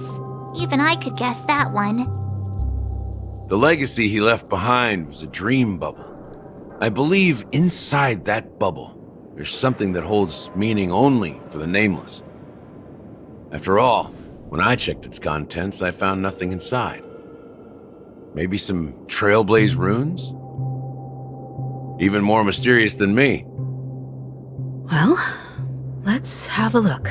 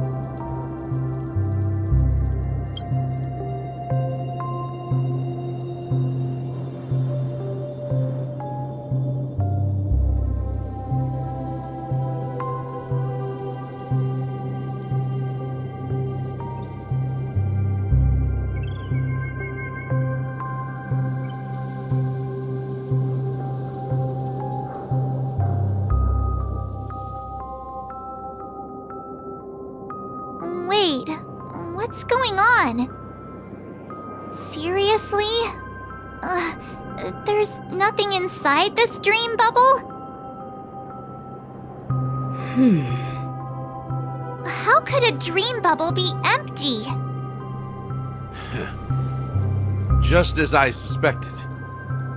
That old man always had this strange belief in the nameless and the Trailblaze, and I never understood where he got that confidence from. Especially since he never managed to get in touch with the Express while he was alive. I could never figure out what was going on in that old man's head. But this empty dream bubble is so typical of him. He was always full of weird fantasies and incomprehensible romanticism. That mischievous old man. Well, didn't expect him to leave anything concrete behind anyway. Don't think that's the case, Gallagher. I'm sure Mikhail has left us the most precious thing of all. Don't start getting all philosophical on me, all right? Just as Mikhail believes in the nameless of the future, we unconditionally believe in the nameless of the past. How could they leave with regrets for the future when they were ready to dedicate their lives to the land they loved? There must be something contained in this dream bubble. It's just we haven't figured it out yet. You also have faith in the Watchmaker, don't you, Gallagher? Well, I'm a follower of the Enigmata. My philosophy forbids me to have faith in anything. That's why I understand what faith means in the path of Trailblaze. And I also want to know what he left behind. I'll leave it to you guys then. Can I borrow your pet? I need to make a trip back to Golden Hour and check something at the Dreamscape sales store. It's for Mikhail, and for the future of Penacony.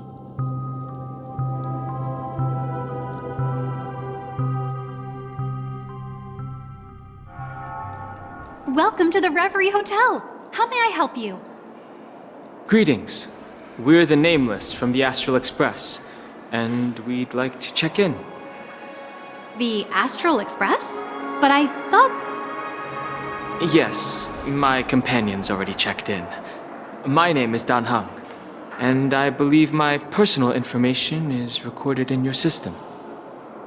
I see, but your companion said you wouldn't be coming due to a change of plans. Now the plans have changed again. And you are... Me? I'm Pom Pom, a new Nameless who's also with the Astral Express. He's my fellow Trailblazer. We responded to the family's invitation before he boarded the Express, so he wasn't registered in your system. Is it possible to accommodate him as well? Oh, I see. Another one of the Nameless had a similar situation. Seems like a lot of people are joining the Trailblaze these days. Since there's a precedent, it shouldn't be a problem. Just give me a second to contact your companions.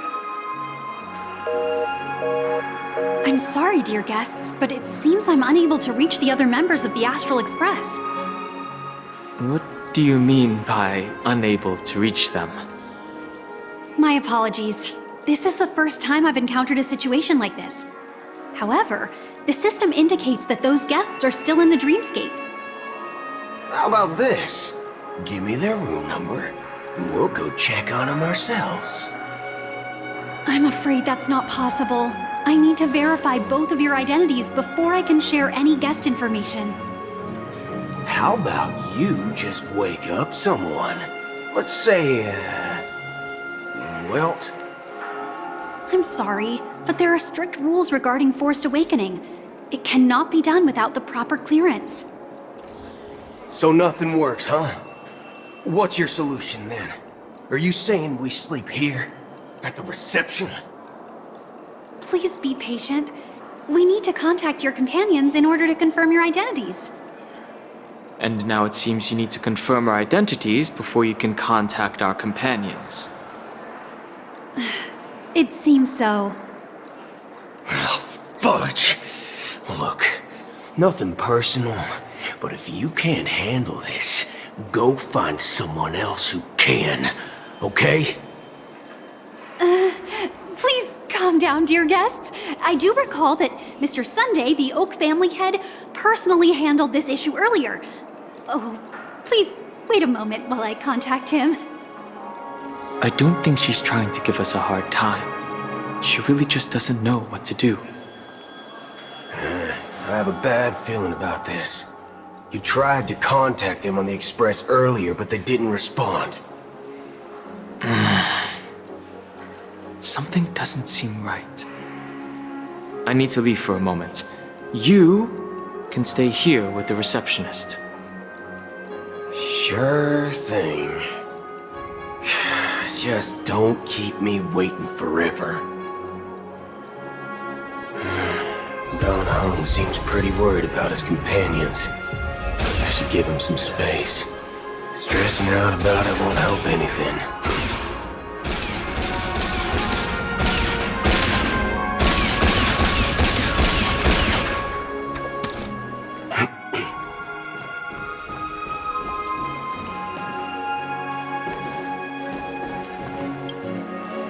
The Charmony Festival is about to start! I'm so excited!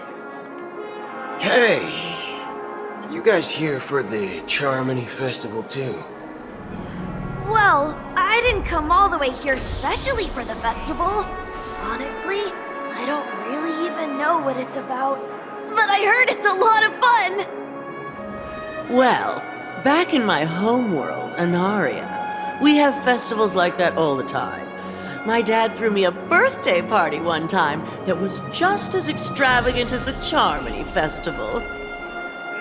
Oh, come on! The Charmony Festival is a once-in-an-amber era event. How can a birthday party compare? Well, you never know, right? Maybe on her world, Birthdays only happen once in Amber Era. Anyway, let's forget about that.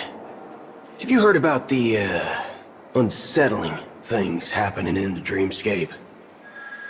Unsettling things? What could possibly go wrong? It better not ruin the Charmony Festival! I've been looking forward to it! Relax. With a big event like this, there's bound to be lots of gossip and rumors. Don't worry. If anything does happen, the family will be on top of it. Oh, that's a relief. I didn't come all this way to see the festival go down the drain. Well, looks like I won't get any fudging clues out of these two. They're clueless. Greetings! I'm Cody of the Bloodhound family, head of security for the hotel. How may I assist you? Hello. So, there's something I wanted to ask about. I've been hearing some unsettling rumors about certain incidents that might affect the Charmony Festival. Do you think there's anything to be worried about?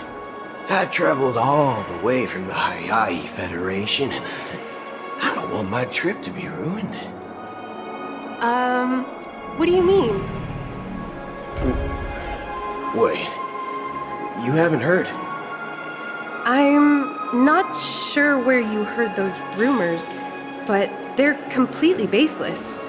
I can assure you, as a representative of the Bloodhound family, that everything is going smoothly for the Charmony Festival. At present, all of the families are focused on making sure the festival starts on time. Even the Dream Master himself has arrived. So don't worry, your trip won't be in vain. That's a relief to hear. She doesn't appear to be acting. So, it seems that even the hotel staff are out of the loop. Back already? Hasn't she returned yet? Nope. I'm starting to wonder. Sending her to contact Sunday was a good idea.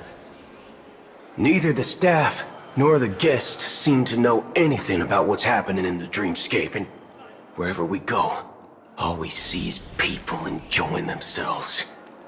Definitely not a good sign. I agree. Another unusual thing is that the Oak family is supposed to be in charge of organizing the council and managing everything inside and outside the dreamscape. However, I walked around the hotel, but didn't meet a single member of the Oak family on such an important day. Well, I'll be forked. If I remember correctly, the head of the Oak family is that Sunday guy, right? We shouldn't linger here too long. Let's go back to the Express for now. Not so fast. Have you ever robbed VIPC, bro? If you run away now, everyone will be chasing after you. Are you suggesting we sit here and do nothing? I wouldn't say do nothing. But let's stay put for now. Even if the family has ulterior motives, they couldn't have anticipated us showing up here. We're the surprise factor for them. They don't want to attract unwanted attention from certain outsiders, so they won't do anything reckless. See, the IPC lackeys are keeping a close eye on this hotel. If I were a family member, I'd find an official excuse and keep the surprise factors here. If we just wait here, that would be like walking into their trap. Of course, we don't need to walk into their trap. I gave a backup plan to the memo keeper. If it turns out we won't be allowed to enter the dreamscape, she'll order a drink for me in the VIP lounge at the hotel. In reality, a secret signal. That's right. Oh, a concrete object can indeed help the memo keeper establish a connection with you. But Boot Hill, if if you have more backup plans in the future, I hope you'll let me know in advance. I'm sorry, but it's one of my quirks. I have too many unreliable friends. And if I reveal that I have backup plans, things can go awry. And that would leave all backup plans completely useless. How do we get into the VIP lounge? This is where my street smarts come into play. You can actually book a stay on credit. You're the lobby manager, right? Yes, I am. How may I assist you? We're the Nameless from the Astral Express. We wanted to check in, but there's something wrong with your system. The lady at the front desk said she would contact the manager, but now she's nowhere to be found. Now, we've been waiting here forever, without any food or water. What the fork, man? Is this how the family treats its guests? Is this your idea of street smarts? Starting an altercation? It's called standing up for your rights. I apologize for the inconvenience. Please wait while we try to contact Mr. Sunday.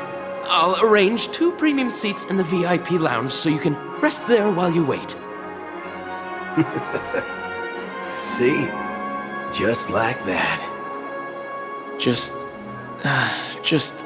don't call yourself Nameless next time. Wow, this bar's something else. Certainly worthy of the planet of festivities. 1 peach soul glad? Good evening, gentlemen. Hey, I have an order for a bottle of Asdana's White Oak. Can you help us find it? Asdana's White Oak? I think there might be a misunderstanding. We don't serve that here. Oh, no way. Are you sure you're not mistaken? If someone had reserved such a beverage, I would definitely remember it. It sells for hundreds of thousands of credits per bottle, after all. I couldn't afford to cover for such an item if it were broken or lost. That's strange. Well, could it be that the memo keeper couldn't afford it? Then what should we do now? Oh, no need to rush. Let's grab some drinks first. Maybe I arrived too early and he hasn't come yet. Now, let's see what kind of juice malts you all have here. Well, give me a glass of Heenum Valley, 40 years. I'll have it neat. No ice. Wow, that's the most expensive one on the list. You have a taste for the finer things. It's on the house, anyway. What can I get for you? Anything you recommend is fine. Then I would recommend today's special, Glass Village. It's classic Soul Glad mixed with Laboom juice. It's refreshing and suits your cool demeanor. Just 1 minute. Ah, this flavor. Dynamite barbecue with rocket fuel. Ooh, it really hits the spot. Truly the finest sherry cask-aged malt juice in the cosmos. Dynamite barbecue with rocket fuel. Is that really something that humans enjoy? Hey, this guy doesn't know anything at all. As long as you're satisfied, dear guests, please enjoy. Let's give the memo keeper another half system hour. If she doesn't show up, we'll need to come up with a new plan. In the meantime, let's take stock of the situation. What do you think? The situation is unclear. Something must have happened on the planet of festivities, but the public is unaware of it. Someone in a position of power within the family must be covering it up. It's unusual for the followers of the Harmony to invite other factions, let alone the IPC and the Masked Fools. If what you said about the Emanator of the Nihility is true, the situation in Penacony is a little complicated, to say the least. Actually, there's something else I'm concerned about, regarding Acheron. As you know, the faction that follows the path of the Hunt are some of the most dangerous folks in the cosmos to mess with. I mean, who in the right mind would impersonate the Cienzhou Alliance or the Galaxy Rangers? It's like asking for a death wish. Isn't there a saying among the Cienzhou people that the Rainbow Sect lets their Lux arrow do all the beating? Talking. Do all the talking. Well, you know what I mean. Even though the Galaxy Rangers have been out of sight for years, we've been keeping an eye on this region. Even the dumbest criminals know better than to mess with the Annihilation Gang, much less the Rangers. But that Acheron lady, she doesn't seem like a lunatic at all. On the contrary, she's highly logical and organized. She knows exactly when to hold back and when to strike without mercy. And you believe that someone like her would have an ulterior motive for impersonating a Galaxy Ranger? I'm not entirely sure, but I do have my suspicions.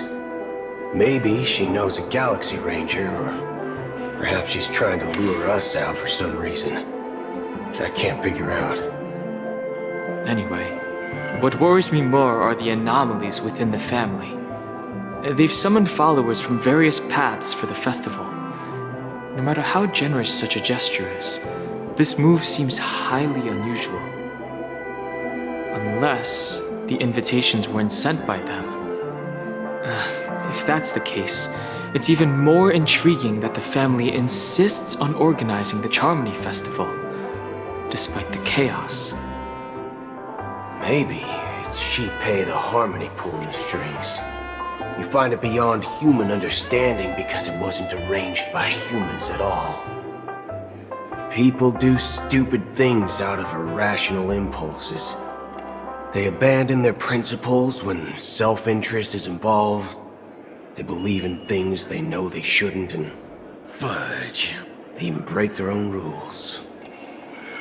But Eons don't. They stick to their determined path and never turn back, even if they reach a dead end. You think Shipei's will is behind all this? It may not necessarily be Shipei, but there's definitely some higher entity involved. I know it may sound pessimistic, but if human free will were reliable, why would we even need Galaxy Rangers? It's much simpler when you boil it down to the eons and paths.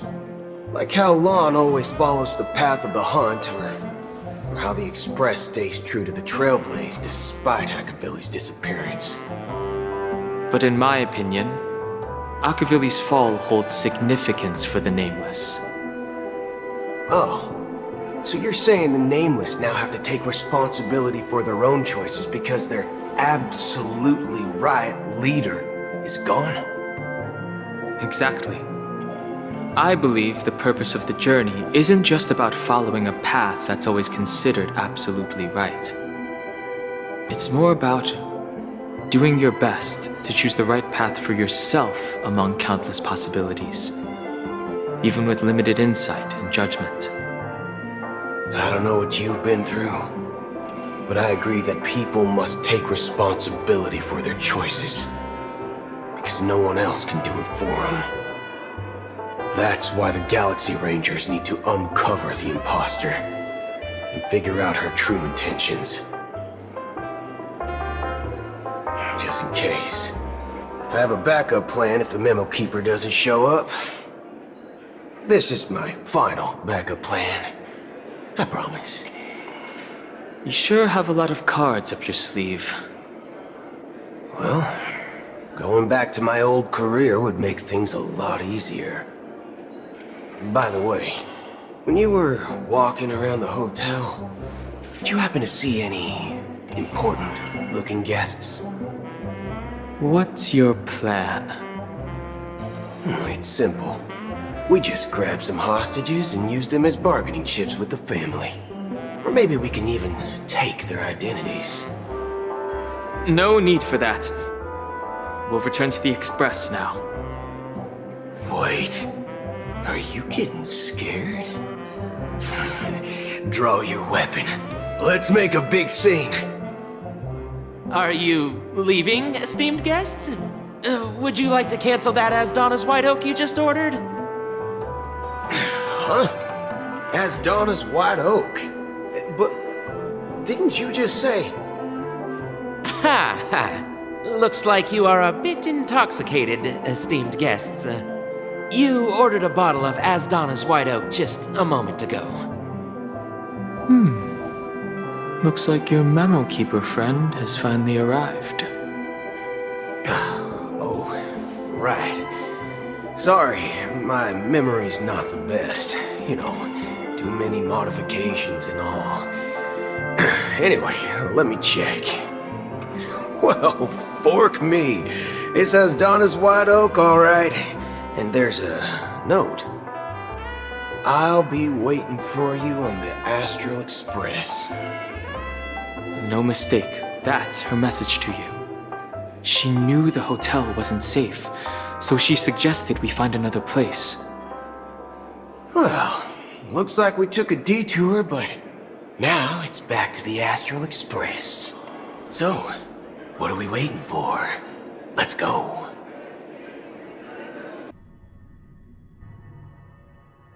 You're back? 2 guests just boarded saying they were looking for Boot Hill, so I told them to wait in the parlor car. Oh, just in time. 2 guests? Yeah, or 2. Look, we welcome all passengers on the Astral Express, but sneaking in like that, you have no regard for etiquette. My apologies, conductor. It was an oversight on my part. I assumed you were already acquainted with the garden. Given the chaotic situation in Penacony, the Nameless are the only ones we can truly trust right now. You are the memo keeper. Pleased to meet you, Dan Hung. I've seen you in others' memories. And as for Boot Hill, this is our first face-to-face meeting. I hope you enjoyed that bottle of Astana's White Oak. You sure have a refined taste. Finally, Memo Keeper. Well, let's cut to the chase. Spill everything you know. That's precisely what I intend to do. But before that, please allow me to introduce myself. My name is Black Swan, and I serve the Garden of Recollection as a memo keeper. As for Acheron's story, I'm sure she knows it better than I do.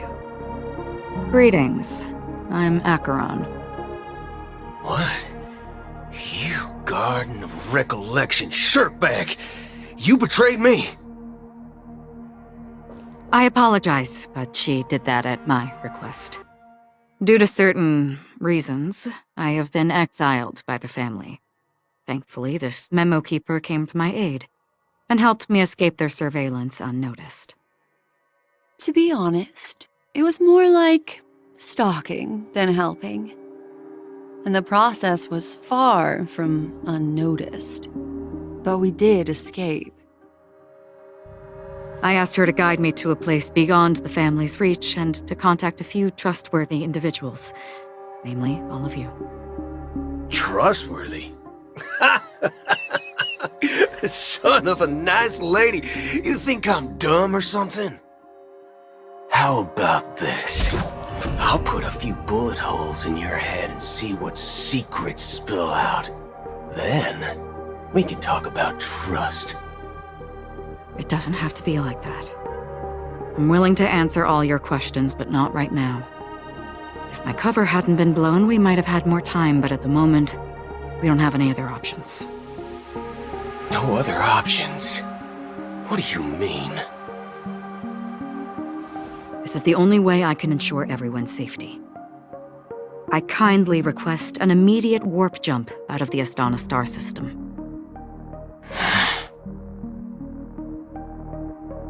This passenger is requesting... As far as I can tell, she's not a threat, and seems to be telling the truth. I've briefly traveled with your companions and know their whereabouts, Dan Heng. Please rest assured, your nameless companions are safe, but they need our help. As for Boot Hill, you may have guessed, I've been waiting for you. Galaxy Rangers are known for their elusive nature and limited contact with each other, so this was the only way I could reach out to you. Only by doing this can I find a true Galaxy Ranger and fulfill a long-standing promise. To return his relics to their rightful owner. Someone once told me that every rainfall is like a gift from the heavens, a sign of their mercy upon the world. Raindrops are said to be the tears of the gods, shed in response to the sorrows of the world. Their constant pouring is a reminder that the gods haven't abandoned us yet. So, how long has this rain been going on for? I used to believe, just like you, that it would eventually stop. Years and decades passed. And in the end, such hope faded away before the rain did. Looks like the god you mentioned doesn't exist after all.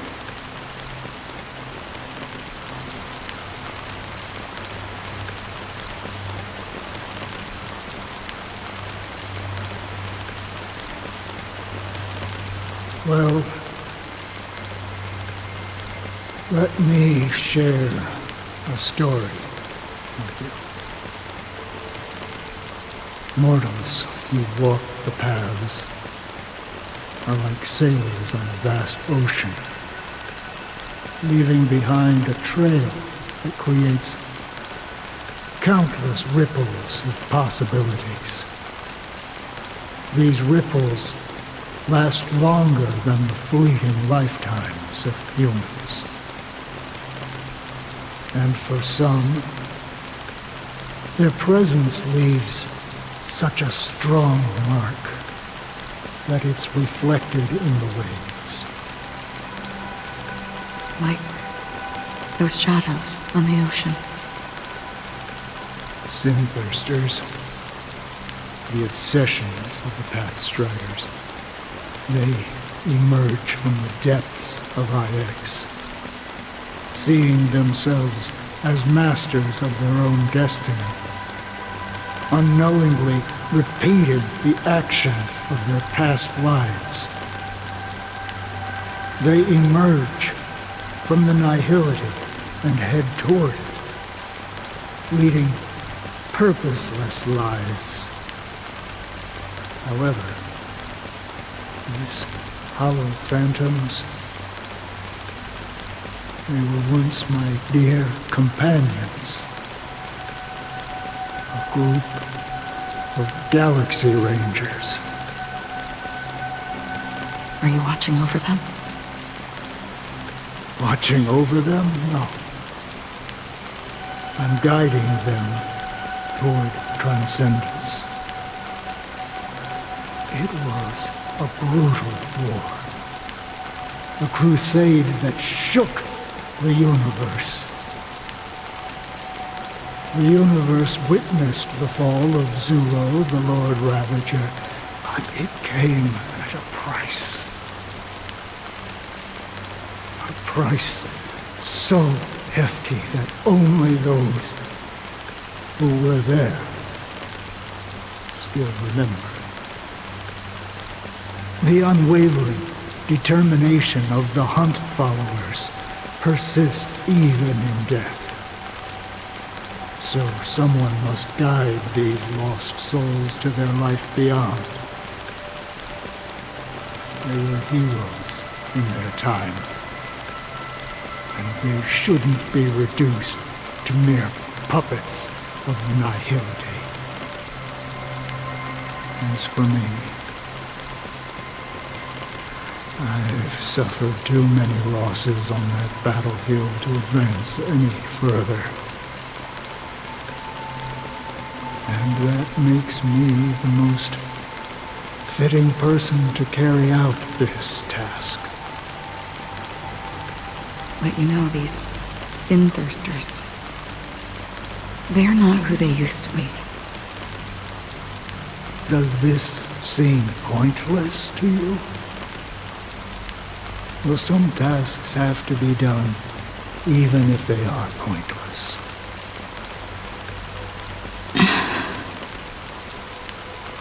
I can help you. For what? For the meaning of the nihility. That's what I've been seeking. I see.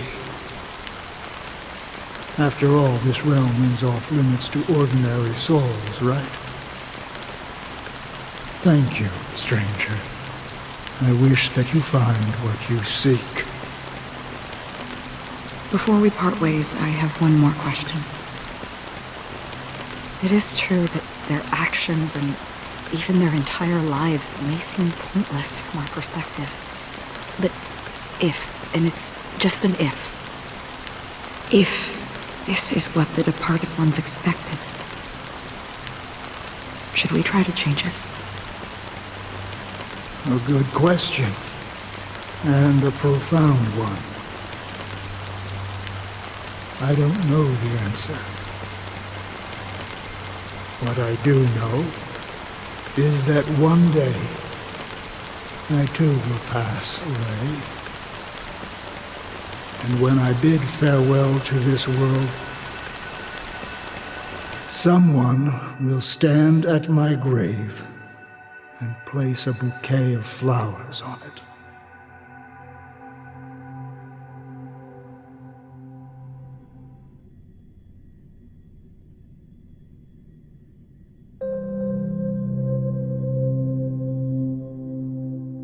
When I appeared as a child, my speech, mindset, and soul reflected immaturity and innocence. As I grew into adulthood, I left behind my childlike side.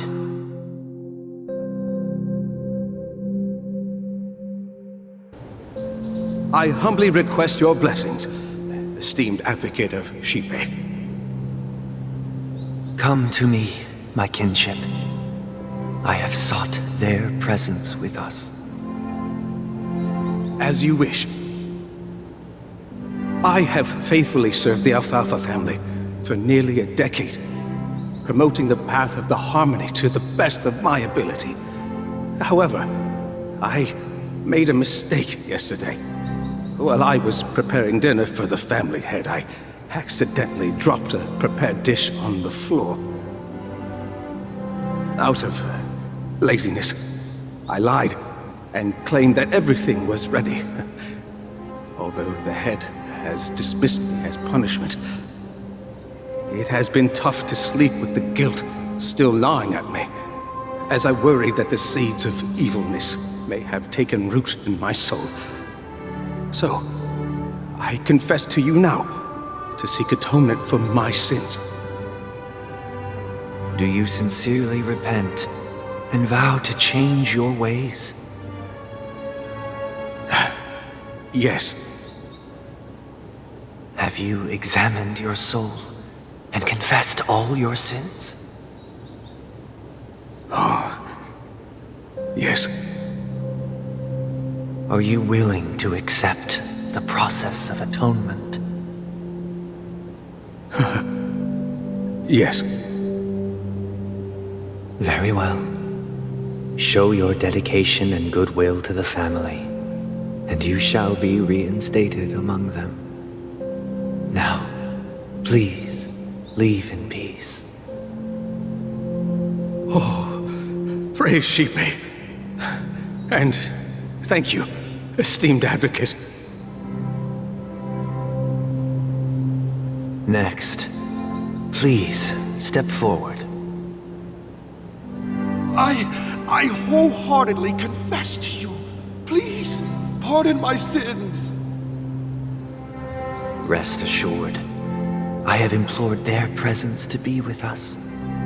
As long as you are sincere, absolution will be granted.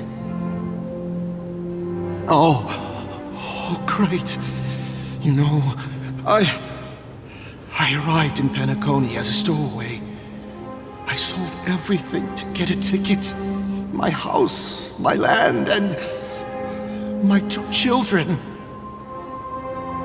I see. Please, go on. My children were starving, and I hoped they'd have a chance at survival if they became slaves here. If I can strike it rich here, I'll lift them out of that situation and give them the life they deserve. But the Bloodhound family got wind of it. They're on my tail, hunting me down. I thought I could bring my kids here. It was all my fault. All my fault. The family is ready to forgive all sinners. I'll ask the Bloodhound family to cease their pursuit. You don't need to live in fear anymore. Oh, thank you. Thank you. I'll work my hardest to redeem my children and make them part of the family. Praise the harmony! Next, please step forward. Hey! Long time no see, Mr. Sunday. The most esteemed individual in Penacony, and the next leader of the Oak family, right? I have sought their presence with us. Let us proceed. Sure, let's just get this over with. I have sinned, please forgive me. I wasted half a pizza at breakfast, and a bottle of Soul Glad. That's it, nothing more. When we wrap this up, I've got a robo-ball game to catch, you know? Do you seek to atone for your sins through good deeds? My sins? Wow, starting to sound like a saint, huh? Well, let me tell you something. Neither the family nor you have the right to judge me. You think nobody knows what your precious family has done? About the watchmaker? Huh? Don't kid yourself, Featherbrain. Those dream chasers might be fooled by your act, but don't fool yourself. Before you start spouting off your holy verses, answer me this. Where does the power of the Oak family come from? And your power? What makes you think you can sit there all high and mighty, looking down on everyone else? Well, I've spent enough time in confession today to enter the Harmony's paradise, right? Then I'll take my leave. Good luck with your election, and, don't make me regret my investments in you.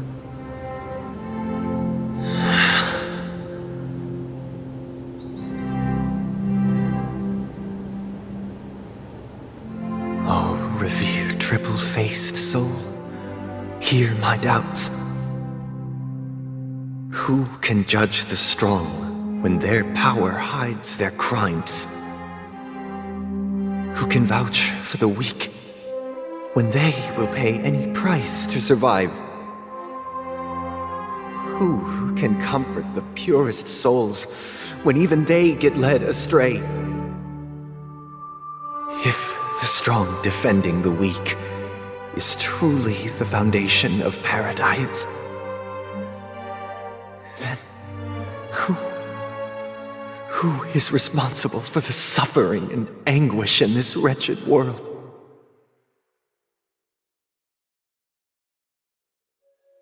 Brother? Brother? Brother, are you all right? I'm fine. I've been working long hours, and I just made a trip to Dreamflux Reef and back, so I'm a bit out of sorts. But it'll all be over before we know it. You've been working non-stop on the Charmony Festival, Mr. Sunday, and no one could have predicted this incident. Even if the Stellaron does pose a grave threat, I still feel sorry for all the trouble we've caused you. No need to worry about troubling anyone. The Charmony Festival was meant to spread joy and harmony across the cosmos. But now that we know the truth, I'm afraid we'll have to cancel it. It has always been our wish to make everyone happy, so... we'll do our best to explain everything to the Dream Master. I'm sure he'll understand. Even if the negotiation does not go smoothly, I'll refuse to go on stage. Without the Chord Master, the Harmonious Choir would not arrive, and the Charmony Festival would be just a grand performance, and nothing more. I'm relieved to see your determination. You know, since arriving in Penacony, we haven't had any contact with this Dream Master himself. I'd heard of the heads of the 5 major lineages, but the Dream Master is a mystery to me. The Dream Master rarely grants an audience, even for us. But, given the urgency of the situation, he's agreed to meet us in person. Perhaps you'll be the first guest to meet the Dream Master in years, Mr. Yang. Let's hope we can reach a consensus that satisfies everyone. Indeed. Let us hope so. It's about time. We'll have to get ready for the meeting. I apologize for any inconvenience caused by the urgency. Don't worry. I'll be waiting here. Oh, dear. It's Mr. Sunday! Hey, come over here! Looks like someone needs help. Let's go check it out. Thank you for everything you've done. I'll be waiting here.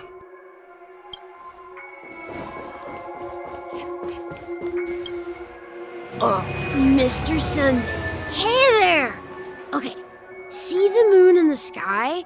It's about the size of the cap on my Soul Glad bottle. If I just reached out my hand, I could grab the moon, couldn't I? The moon? You mean the Grand Theater? Yeah. Look at me. I've been away from home for too long. I must be missing that moon. But it's no big deal. The Grand Theater here looks much better than the moon back home. It's just magnificent.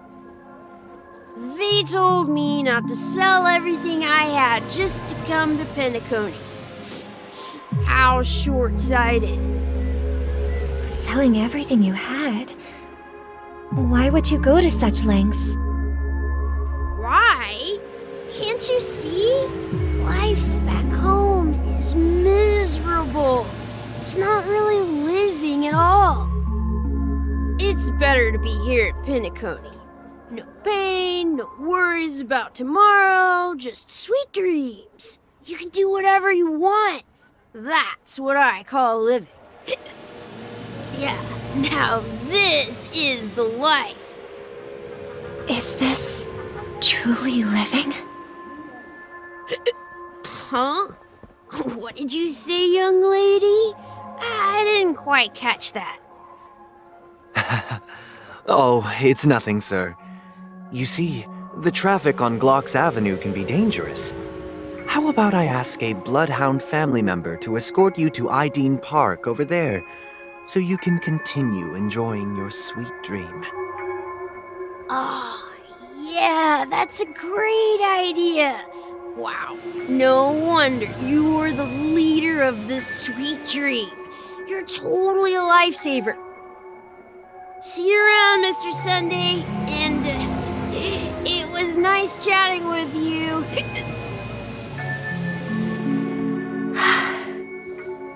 What's up, sister? This is the land of the dreams. But why do they live like this? The man we ran into, he doesn't seem happy at all. Even though sweet dreams are nice, they're just illusions. But for him, they're the only way to survive, even if it means giving up on reality. That's not really living at all. I suppose you have a point. But, in my opinion, that's how most people live their lives. Why do you say that? You think that man is not actually living, but that's not quite accurate. Even without Penacony, people create their own illusions called self-value. People believe they have a predetermined value to fulfill. Gaining value means gaining power, and those deemed worthless are seen as the weak. However, value doesn't come out of thin air, and there's a limit to it. To accumulate value, people have to take from others, so the weak get exploited and oppressed. Are you suggesting that this is not how things should be? Exactly. But, ironically, people don't think there's anything wrong with it, because they uphold the illusory notion of self-value, and even the weak believe in it. The survival of the fittest. That's where all the tragedies in the world come from. People come to the sweet dream in Penacony to escape from that reality and find solace. No tragedies exist here, only happiness, although in its nascent form. Isn't that the same paradise we yearn for in our dreams? Perhaps that man is just an exception. Let's not jump to conclusions. We should experience the dreamscape ourselves, just as I did at Dreamflux Reef. Yes, seeing is believing. I'll accompany you. The Dream Master hasn't shown up yet, so we have some time for a stroll. Glad to meet you again, Robin. How are the preparations for the Charmony Festival coming along? We're all so excited about it. It's going smoothly. Thanks for making the trip to join the festival. You're too kind, Robin. It's a pleasure to have guests from all over the universe celebrating day and night. I can't stand being lonely or bored, so this jubilant dreamscape is perfect for me. But if this went on forever, would it get boring too? Nah, not at all. Who would get tired of having so much fun? Every day, you get to wear fancy clothes, explore all sorts of dream bubbles, indulge in delicious food without gaining weight, and you never get old or sick. As long as you can afford a room, this place is the ultimate paradise. But you know that only a few things can be brought back from the dreamscape to reality, right? That's exactly why I don't plan on bringing anything back. Just enjoying the dream itself is good enough for me. I mean, I'm not one of those long-living species. I only have around 60 or 70 years in this lifetime, and there's so much to worry about. Being happy here is pure bliss. Only in this sweet dream can I truly feel like I'm in control of my life and fate. Who would want to go back to reality after experiencing this bliss? I see. I genuinely wish you all the happiness in the world. And I wish you a fantastic performance, Robin! I'm off to the Blue Hour for the ball. See you later.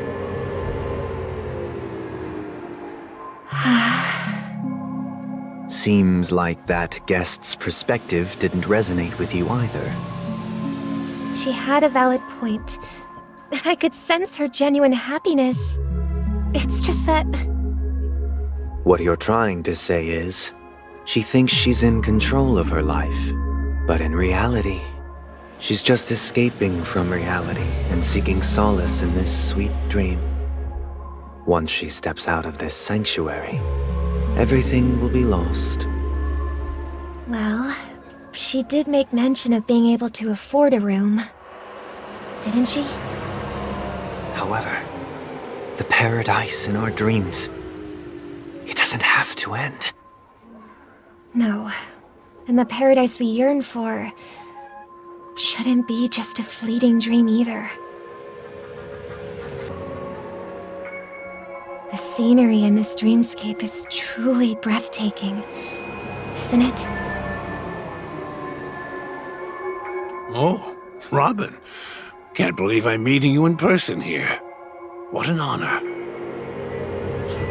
You're right.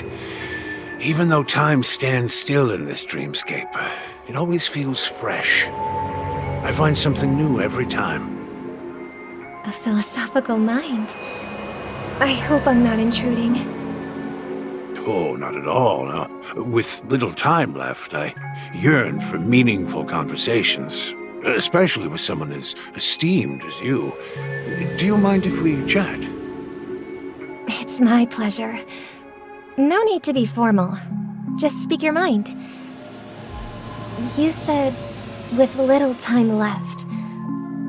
Please, forgive me for being blunt, but is that why you came to Penacony? Yeah. I was part of a war, and while escaping from the Sarkosian mothership, I got exposed to some radioactive materials. And then, all my comrades died, and my hometown was wiped out by neutron bombardments. I couldn't bear to live with everything I knew gone. That's when I heard about a possible solution here, so I came. How heart-wrenching. I hope the family has been able to help you. They have, and I'm truly grateful for that. They provided me with a comfortable room, the most advanced life support devices in the cosmos, and a stellar team of caregivers. My physical body is now in the dream pool, sustained by life support. The me you see here is whole, rational, and no different from any other person. But I can't say the same for the me in the hotel room. My true appearance? Well, I hope you never have to witness it, Robin.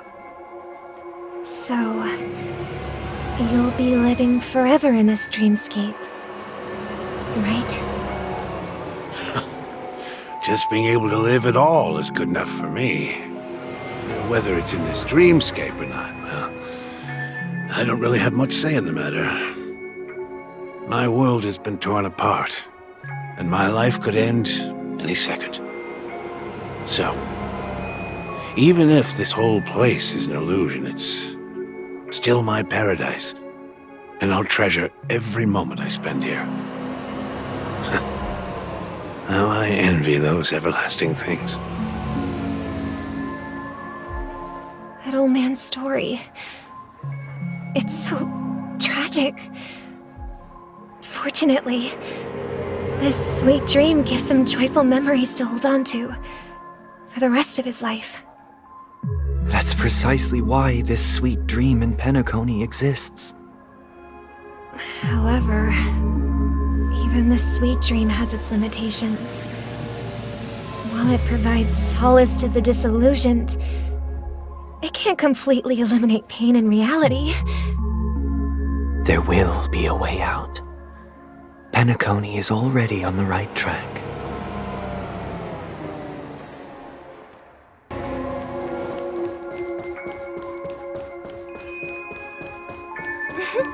Look what we have here. A lovely young lady. Wait, is that me? Brother, what a surprise to see you again.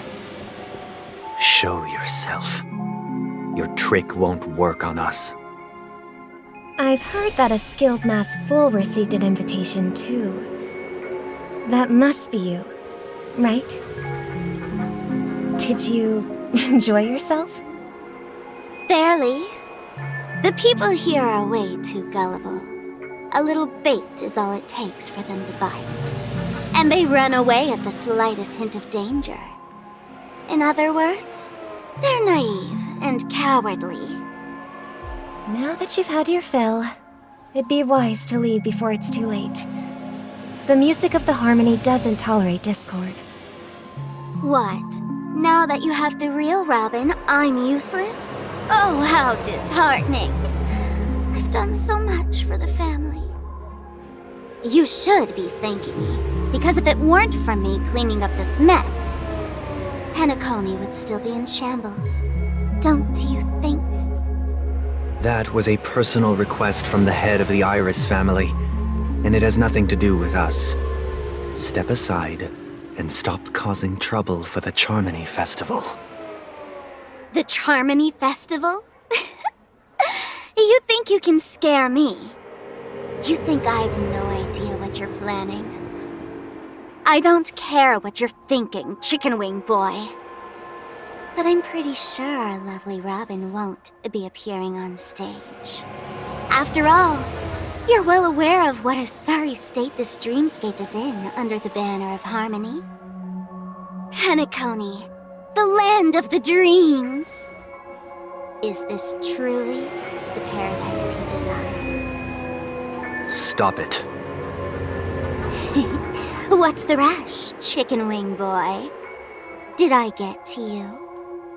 Our paradise is none of your concern, masked fool. Leave now, or the family won't tolerate you anymore. All right. I'll go. But Robin, I suggest you seriously consider this. Do you really believe those living in dreams can escape pain and find true happiness? Well, I've done my part, and now I'm simply waiting for the fireworks to begin. Here, the last 2 gifts for both of you. And don't lose them. If by some unfortunate chance the Charmony Festival starts against all odds, remember to use them during the show. And it'll be thrilling. Bang! I heard a raven cawing in the distance. It seems the Dream Master will arrive soon. Let's wait here for the Dream Master to arrive. Okay. By the way, brother, I heard you no longer have a sweet tooth. Back when we were kids, you used to steal my desserts. Seems like a lot has changed during my absence. What exactly happened? Well, someone has to stay awake even in this sweet dream. But that someone doesn't have to be you, or anyone in particular.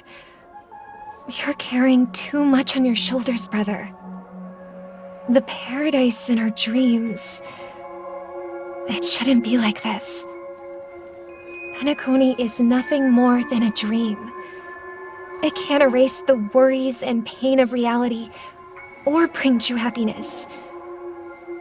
It only offers an escape from reality. Nothing more. Remember the old man we met earlier? Without this dream, he might have completely lost himself. That might be true, but even without Penacony, he could have chosen another path. As far as I know, the Intelligentsia Guild has been promoting their rehabilitation techniques for a long time now. That path may have been more ordinary and challenging, but now he is receiving hospice care in a comatose state, and his fate is sealed. Is Penacony granting these people a future? Or is it taking it away from them? Well, don't forget this. Not everyone really has a future. The future for humanity is like the sky for birds. People mistakenly believe that flight is inherent to birds because they've never witnessed those birds crashing to their death. Do you remember how we took in that little Charmony dove when we were young? Yeah, we took care of it. Provided food and water, groomed its feathers. And later, when I decided to leave Penacony, I opened the cage and set it free. Well, I didn't mention what happened to it in my letters because I didn't want to upset you. Shortly after you left, it crashed to its death right in front of your window. I had surmised as much. I knew you wouldn't have avoided mentioning the bird for no reason. Despite that unfortunate outcome, I still believe it was the right decision. Birds aren't meant to spend their lives in cages.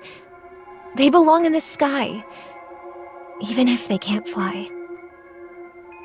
But here's the thing. If there are birds in this world that can never fly, can we really assert that they belong in the sky? Are you implying that the same goes for humans too?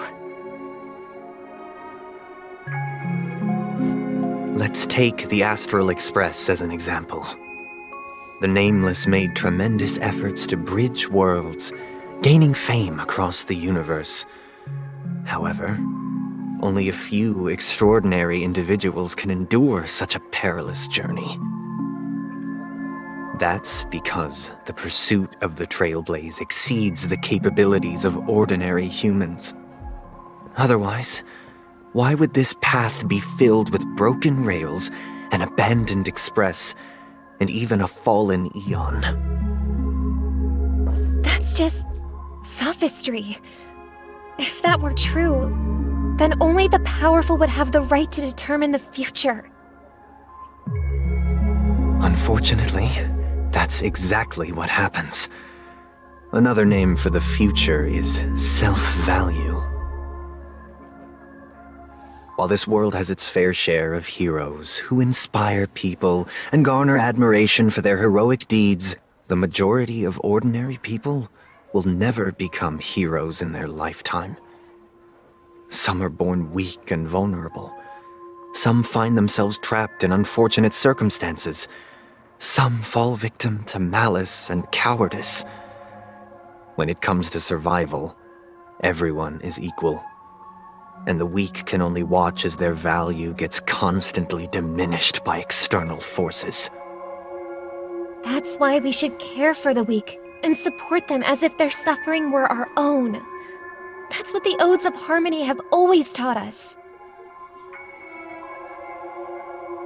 While the Harmony holds noble aspirations, the strong will always be strong, and the weak will always be weak. Even in this carefree dream.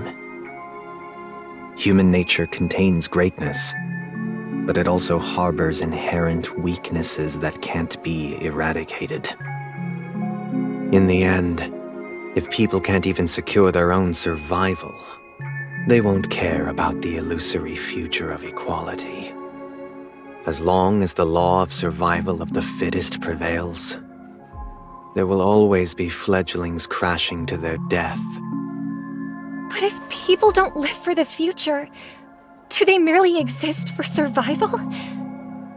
If even you, my brother, don't believe that the Harmony will save the weak, then which Eon can make our dreams come true?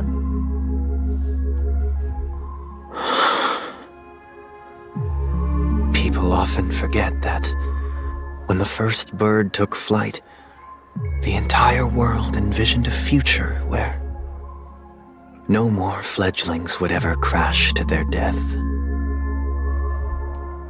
Are you reading, sister? What are you reading? Mr. Gopherwood gave me a picture book. It's about the story of the harmonic strings. If I could become a chord master, I'd like to summon Dominicus, the harmonious choir. I want to sing with everyone and spread our wishes so that all can feel happiness and joy. I see. Then, I would summon the harmonious choir too. Don't you have a wish of your own, brother? Of course I do. It's just that it includes your wish and everyone else's. I long for a true paradise where everyone can find peace. Then, let's build a stage there and invite everyone to our performance so that both our wishes come true through the power of the harmonious choir. It's a deal then. Yeah, it's a deal. But how can I become a chord master?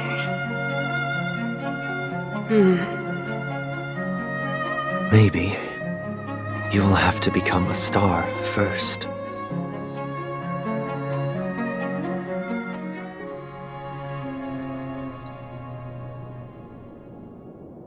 You're back sooner than I thought. Any results? Yes. And now, it's up to us to forge ahead. Since he's already carried out his last wish, my final mission is complete. But pardon me if I sound curt.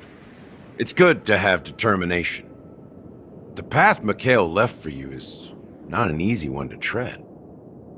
Why else would he have chosen to sleep in solitude, staking everything on some nameless in the future? But you have the numbers, and in numbers comes strength. So that might just delay your inevitable a little more. Got any more encouraging words? As I see it, relying on Welt's negotiations alone is far from enough. Regardless of whether the other party will be compliant, negotiating simply allows us to meet them as equals and won't grant us an upper hand. Penacony is our rival's home turf, and we already have very few chips left to play with.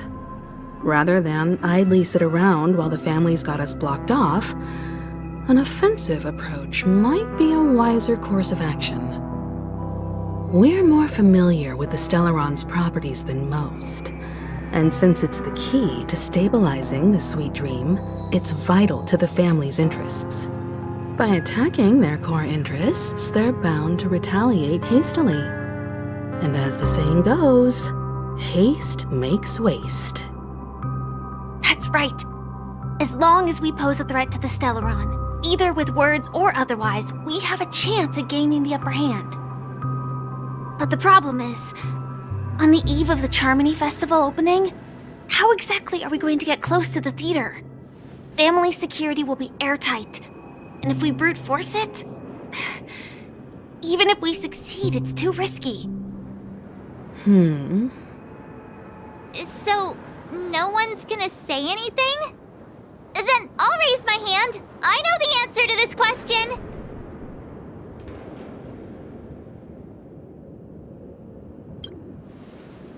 Why are you speaking like the General of the Law Fu? So, I heard that before the Charmony Festival begins, there'll be a pageant to kick off the festival. It's called the Soul Glad TM Festivity Auditions, or something, and it's going to be held in the moment of Scorch Sand. As long as we clinch the top spot, we'll be able to attain the title of Festive Superstar, and be able to personally bask in the graces of Miss Robin. Not that that's important. What's crucial is that we can enter the Grand Theater before the audience arrives.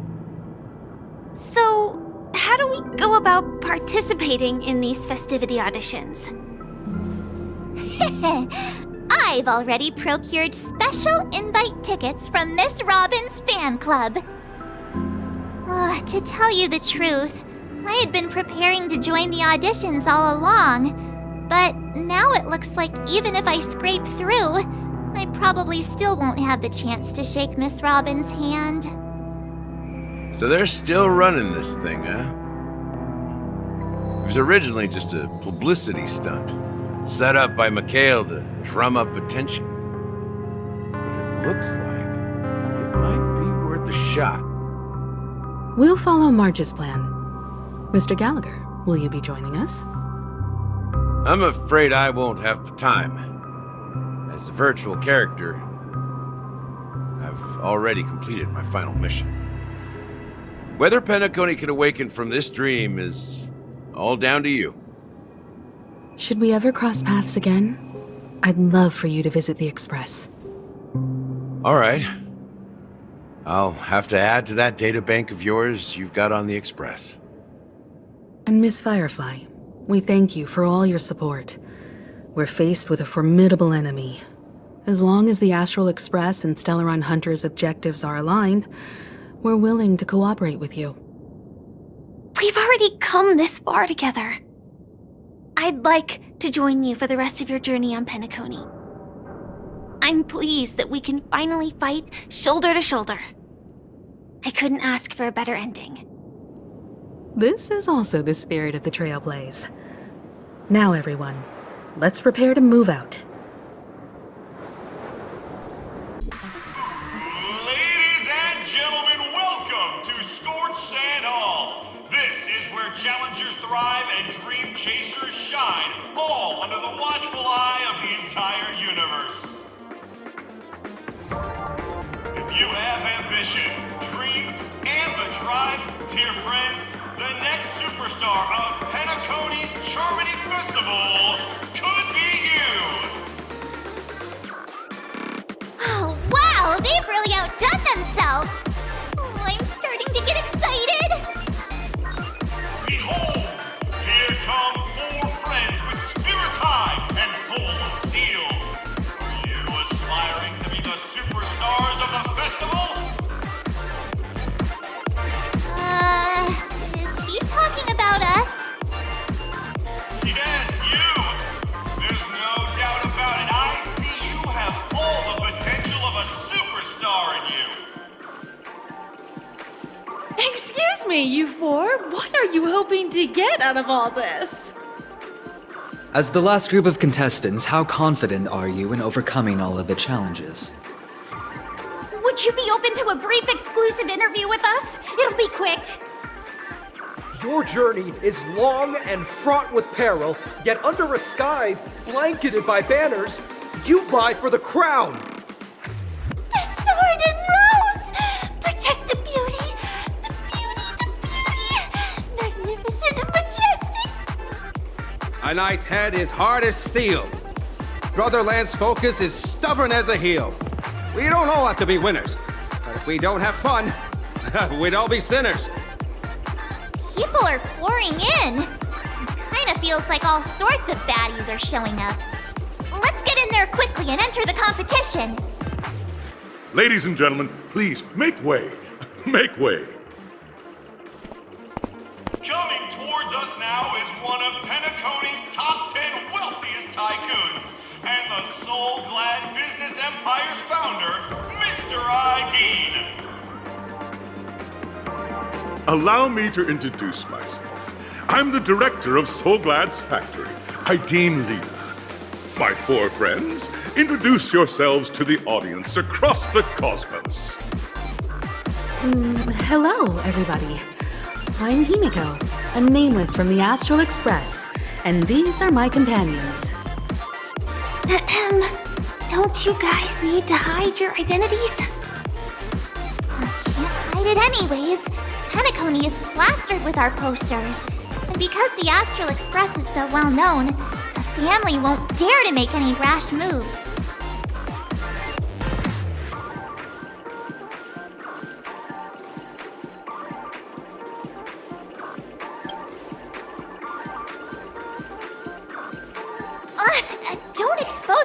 handle to everyone.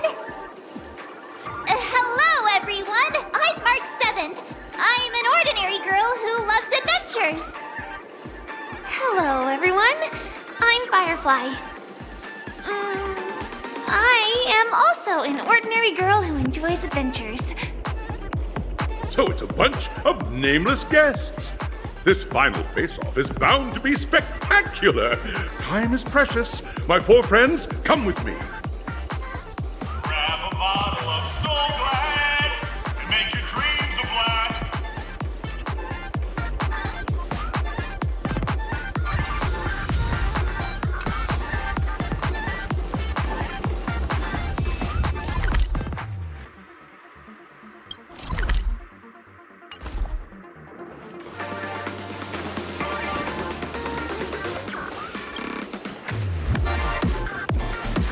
This place is buzzing. That's right. This event is a miniature representation of that time known as the era filled with boundless possibilities.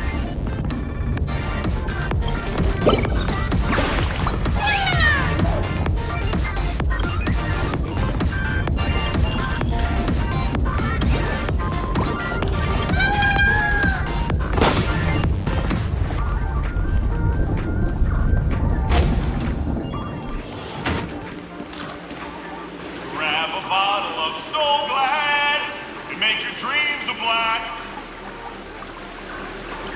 Nameless, your arrival reminds me of the grand occasion when Penacony was first established.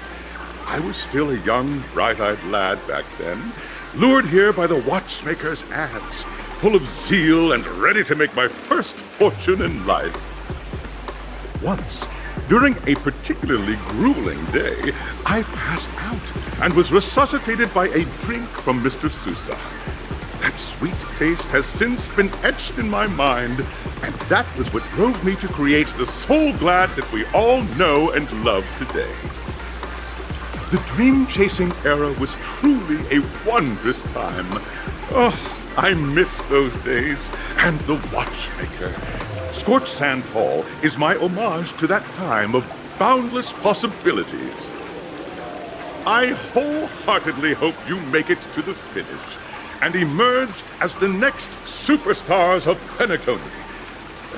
Now then, is there anything you'd like to say before the competition officially begins?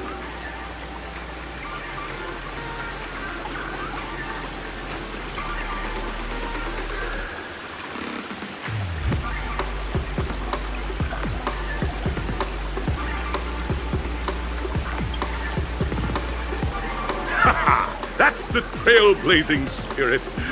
How about you, Miss March?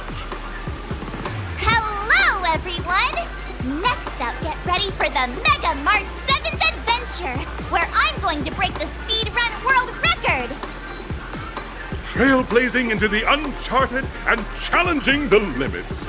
That's Miss March 7th for you. How about Miss Firefly?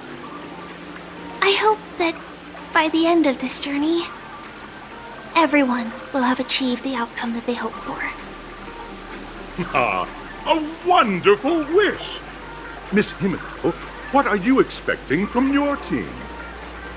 Safety first, everyone. Simple words, but full of warmth.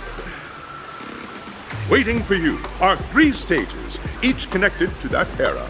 The first 2 stages offer 2 distinct paths to choose from, with unique challenges on each route. And in the last stage, you will face off against a champion who has defended the title to this very day. A beloved contender whose noble virtues are unrivaled. Those are the rules. Simple. Everyone clear? Now, I hereby announce that the 33rd Scorched Sand Festival of the 20th season, sponsored by Soul Glad Enterprises, has started.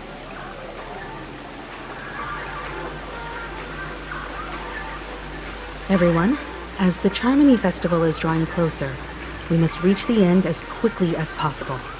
Factoring in efficiency and safety, splitting up into 2 groups is the best choice. March and I haven't known Miss Firefly for too long and aren't overly familiar with her. It'd probably be better if the two of you paired up. Fine by me. Let's do it. All right. I don't have a problem with that.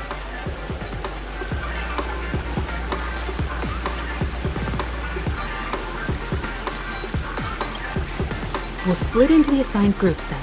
Let's not waste time.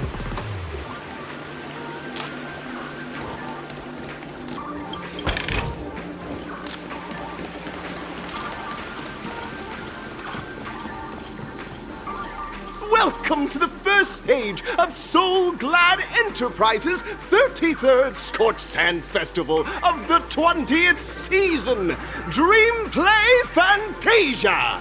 In this stage, you can choose between two challenges, the School of Acting or School of Action. In the School of Acting challenge, you have to complete 3 performances from 3 scripts and move the panel judges. In the School of Action challenge, you have to defeat 3 groups of enemies convincingly and reach the end. Now, make your choice.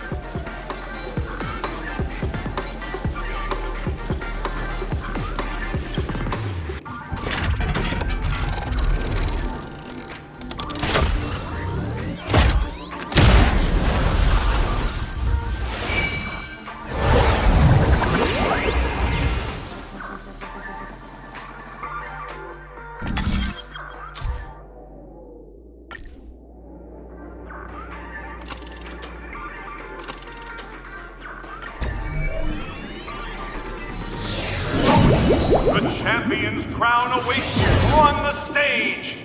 Welcome to the Arena of Action Stars. Please make your way to the stage and vanquish those malevolent scoundrels with your dazzling fighting techniques. The title of Penacony's next big action star awaits you. Competitors, allow me to introduce the rules of this challenge to you. There are a total of 3 stages up ahead, each with their own challenges. The enemies you will contend against are antagonists from the film Once Upon a Time in Dreams. Defeat them swiftly and decisively to set a new record. It's worth mentioning that the fastest time for this stage was achieved by a contestant with fiery red hair. Astoundingly, he overcame all enemies across the 3 stages in only 5 minutes. Time is of the essence. Let's make this quick.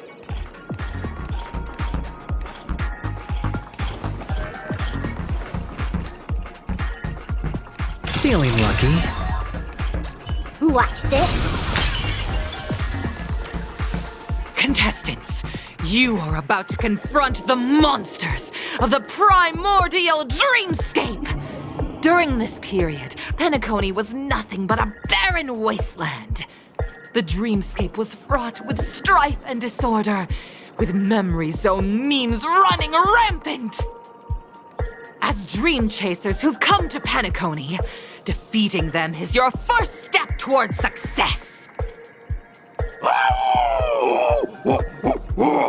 All the Soul Glad is ours! Don't even think about plundering the Soul Glad from us!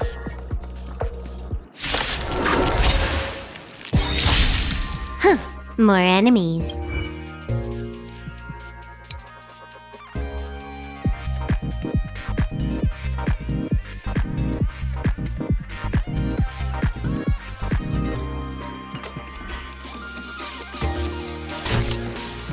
Time for a buzz. Let's play. Can you find the answer? This combat needs up to. This is double speed.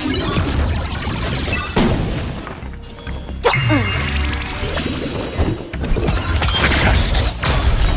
0 points.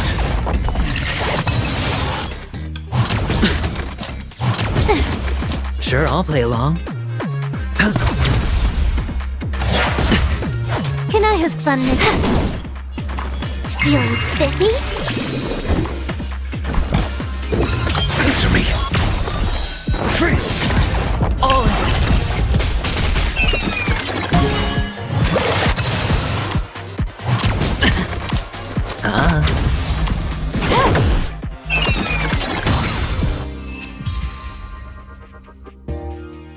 Soul Glad! My Soul Glad! Pretty simple. I just hope these tests don't take too long.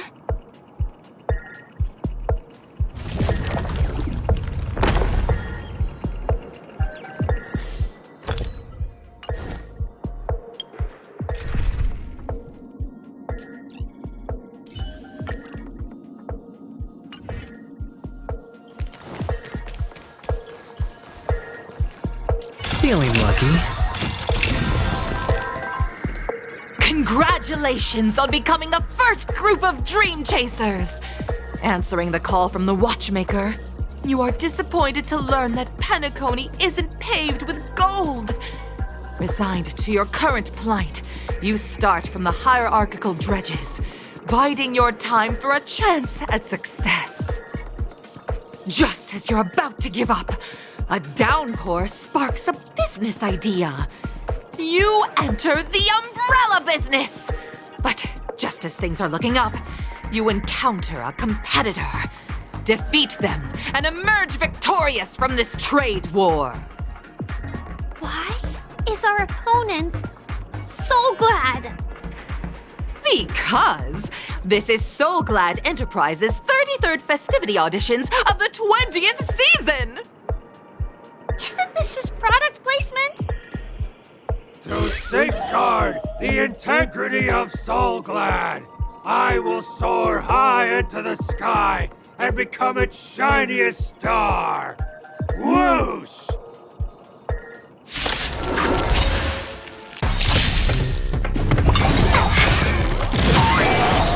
Trickier to crack. Time for a buzz. This combat needs up.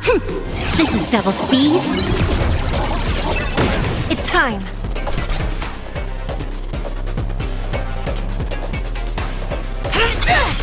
By the order of the 10, execute the Marastruck!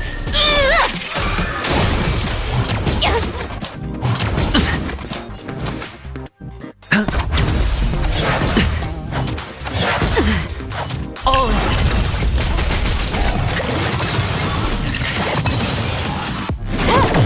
I'll go easy. Feeling spiffy? Do you admit this correct? No dirty tricks,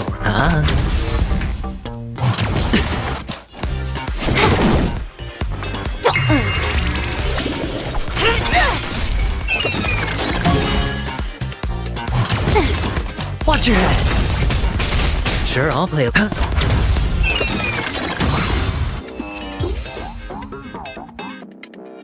The world kisses me with pain, and I provide with Soul Glad in return. Whoosh!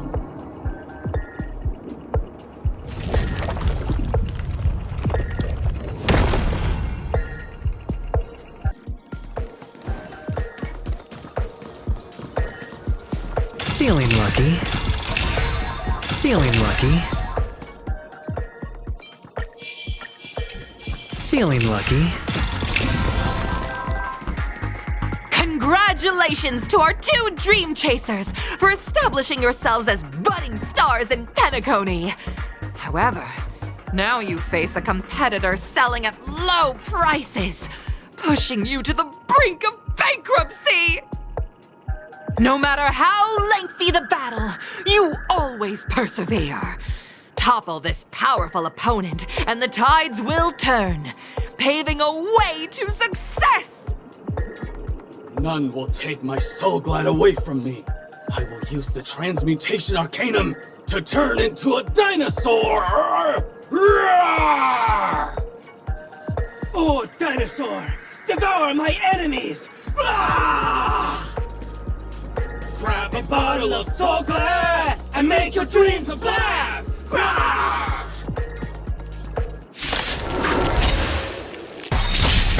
Trickier to crack. Time for a buzz. Let's play for a while. Can you find the answer?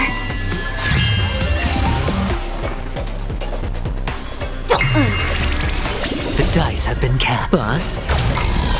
Or maybe I'll take it all! Watch your head! This combat needs optima. This is double speed.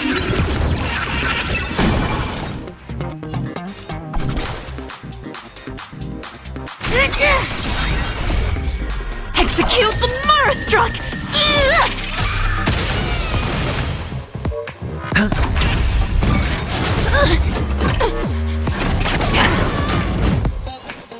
Time for a fun. No amnesty for the Marastruck. Feeling spiffy? Sure,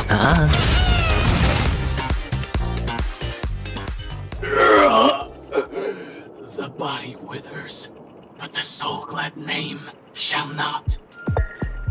Ah! You truly are a beast! More than I could ever be. That should do it! Okay. Let's go. Mr. Yang is waiting for us. Isn't this fight way off from the actual storyline?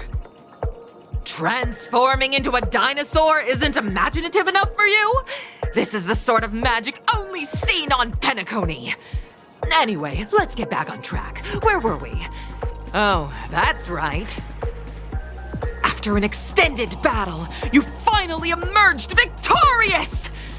But the companion who journeyed to Penacony with you chose to leave, having lost all hope. In the years that followed, you encountered each other once more on the prosperous streets of Penacony, but dared not call out to one another. Perhaps akin to the lingering regret of every dream chaser. Ah, well done! You brought to life the thrilling action scenes from Once Upon a Time in Dreams with your fighting skills. Looks like we won! Let's hurry up and get to the next stage.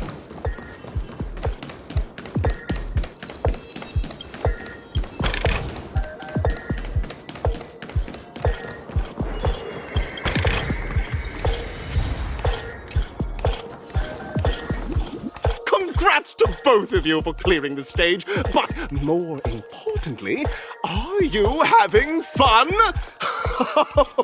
Fun is more important than success. Look at the time!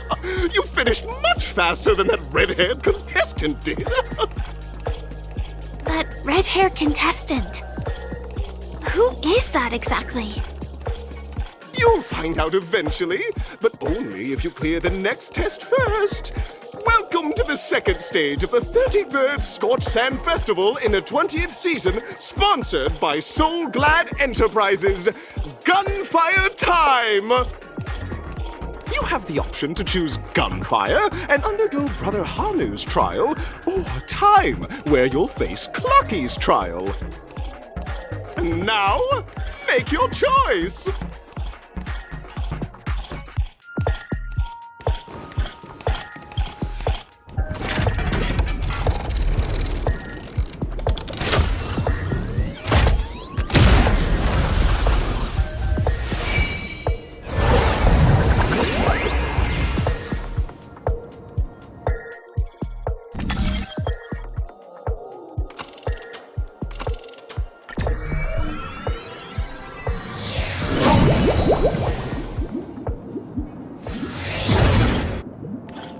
Friends, welcome to the wonderful world created by the Watchmaker. Awaiting you up ahead is the titular character from the beloved Clocky animation, Clocky! It's said that the Watchmaker dreamed up the idea of Clocky when he was just a boy. Back then, he was merely an apprentice in a clock shop, and one night, he dreamt that all the broken clocks started sprouting arms and legs. Like a skilled pilot, he steered them towards the right path. As a classic figure who grew up with many, Clocky truly shaped a generation, solidifying the Watchmaker's pivotal role in popular culture. Contestants, may you have a wonderful time with Clocky. The trial of time. I hope it won't waste too much of our time.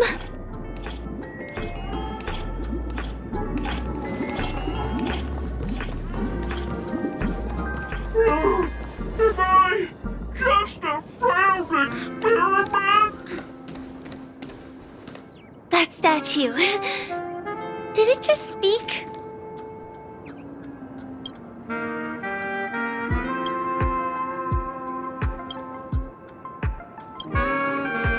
Am I just a failed experiment? I'm just an expendable failure of a clock, aren't I?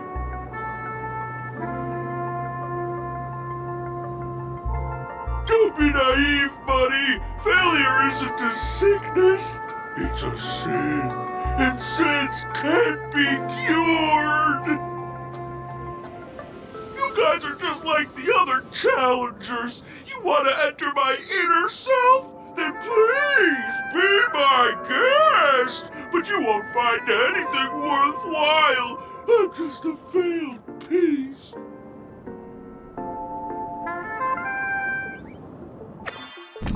See? I'm just empty inside. Tick-tock! It's time for me to make an appearance! Clocky? I can also see him. Is this character part of the show?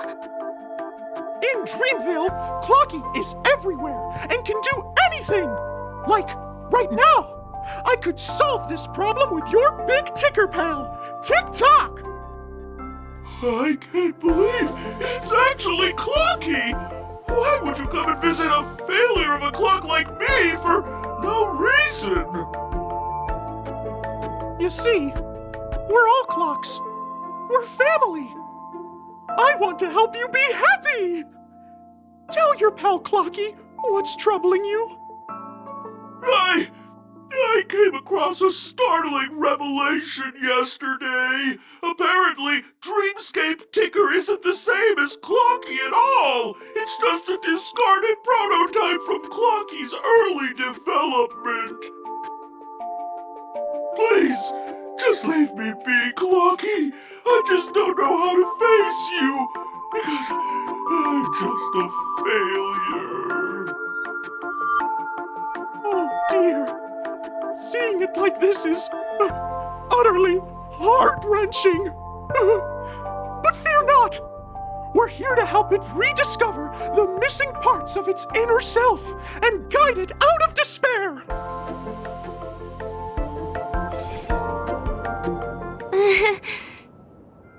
I guess even troop members can experience existential crises. Don't worry, miss! I've already pinpointed its missing parts! Over here, my friends! Better use that hamster ball night speed!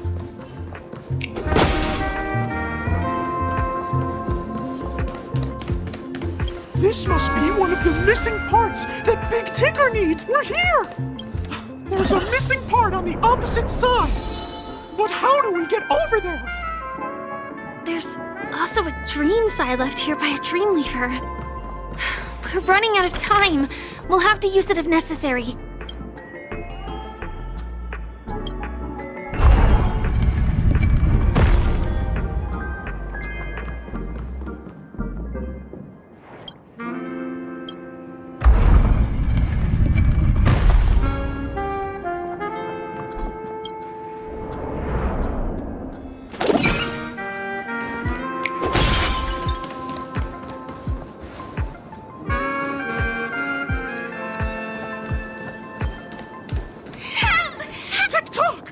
Do I hear... Tweet! Help! Tweet! This man's body is boiling hot! Tweet! Is anyone there? Tweet! I can't take it anymore! Tweet! Oh dear! It's an origami bird! What's it doing in Beyond Overcooked's tail? Is that Clocky? Tweet! Please save me! Tweet! I'm being roasted alive! Tweet! A roasted bird? Oh! This is horrible! Let's save it, quickly! trickier to crack. Time for a buzz. Feeling spiffy? It's time. Let's flip. Can you find the answer? Hedge your bets. No dirty tricks, alright? Oh. Time for a buzz. Do you admit this crime? This combat needs... This is double speed.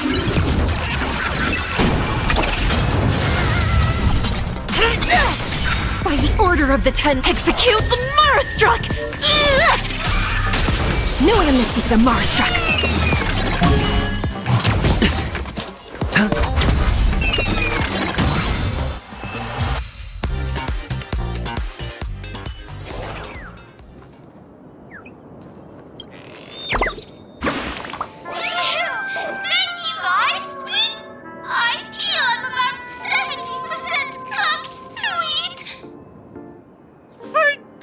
You're okay! But why did you burrow yourself into that fella's tail? Because that fella stole one of Mr. Big Ticker's pots! Tweet! I wanted to help retrieve it, but I accidentally got myself stuck in the oven! Tweet! Go ahead and get it, but be careful! It's hot! Tweet! An inner self fragment belonging to the Sweet Dreams Troupe? This is just too surreal.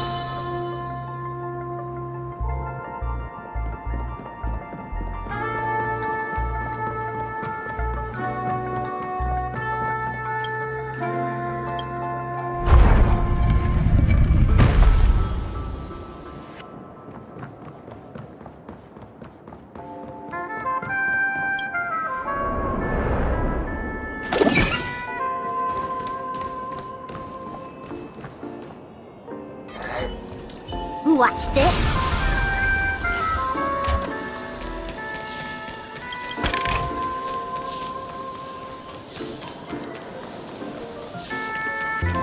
We've gathered all the missing parts. Let's hurry back. We don't want to keep Big Ticker waiting. We're back! As long as you have these, you'll be able to find closure. Tick-tock! Wow! This sudden surge of joy! It's working! Tick-tock! Next, we just need to enter its emoscape, help connect its pathways, and we're done!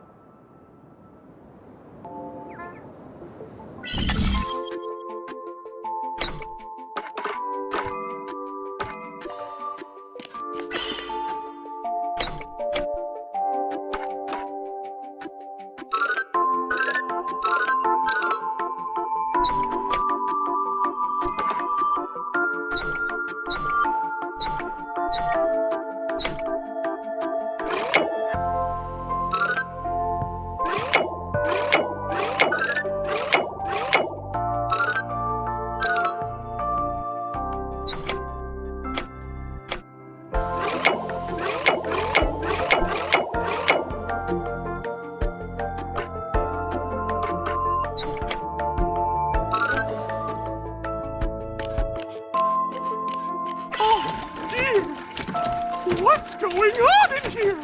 Your inner self is a mess! I'm not qualified to be the real Clocky! Just Give up, Clocky! No! This is unacceptable! You have to face your fears!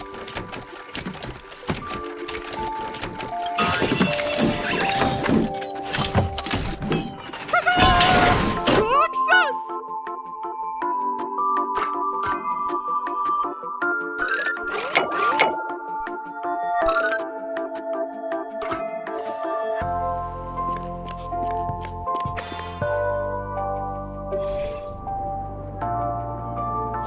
Thank you, Clocky. If not for you, I'd never be able to connect with people like this. You helped me find myself again. No problem at all! As the Guardian of Dreamville, it's what I'm here for! Tick-tock! Oh, my friends, you still have other important things to do, right? Go forth, my friends! When the moment comes, all the Dream Tickers and I will cheer for you!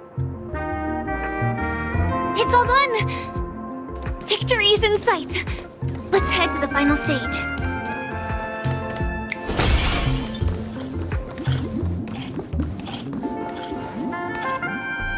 Congratulations to both of you! Oh, you've overcome all obstacles and proven yourselves! But, unfortunately, there is only one who can be Penacony's festive superstar. In the final stage, you will face the defending champion. If you fail, you will lose the opportunity to become the festive superstar. Welcome to the 33rd Scorched Sand Festival's third stage in the 20th season, sponsored by Soul Glad Enterprises' Superstar Showdown!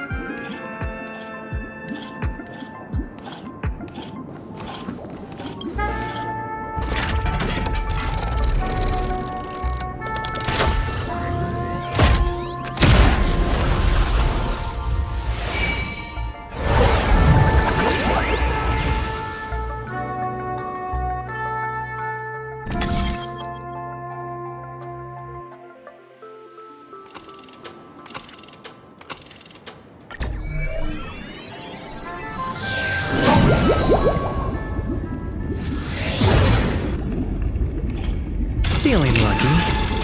Feeling lucky.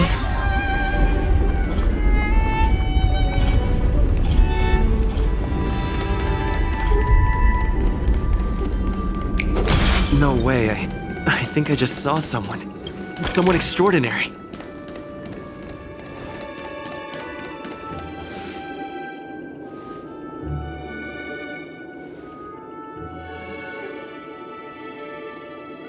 Are you a Knight of Beauty?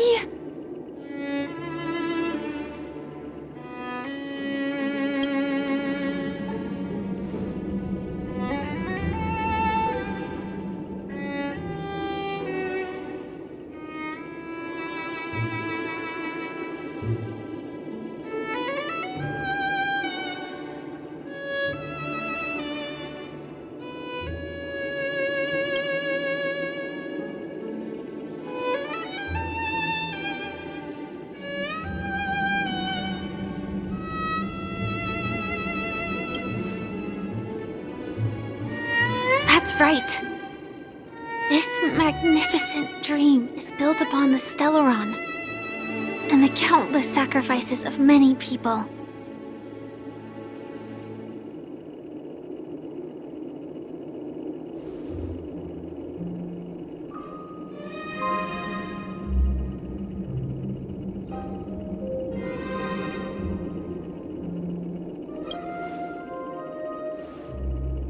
If I'm not wrong, the Knights of Beauty also received an invitation from the Watchmaker, right?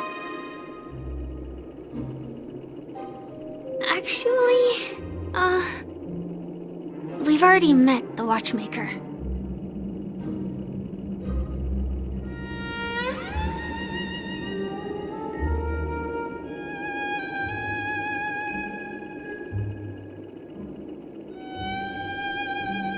Thank you, Knight of Beauty.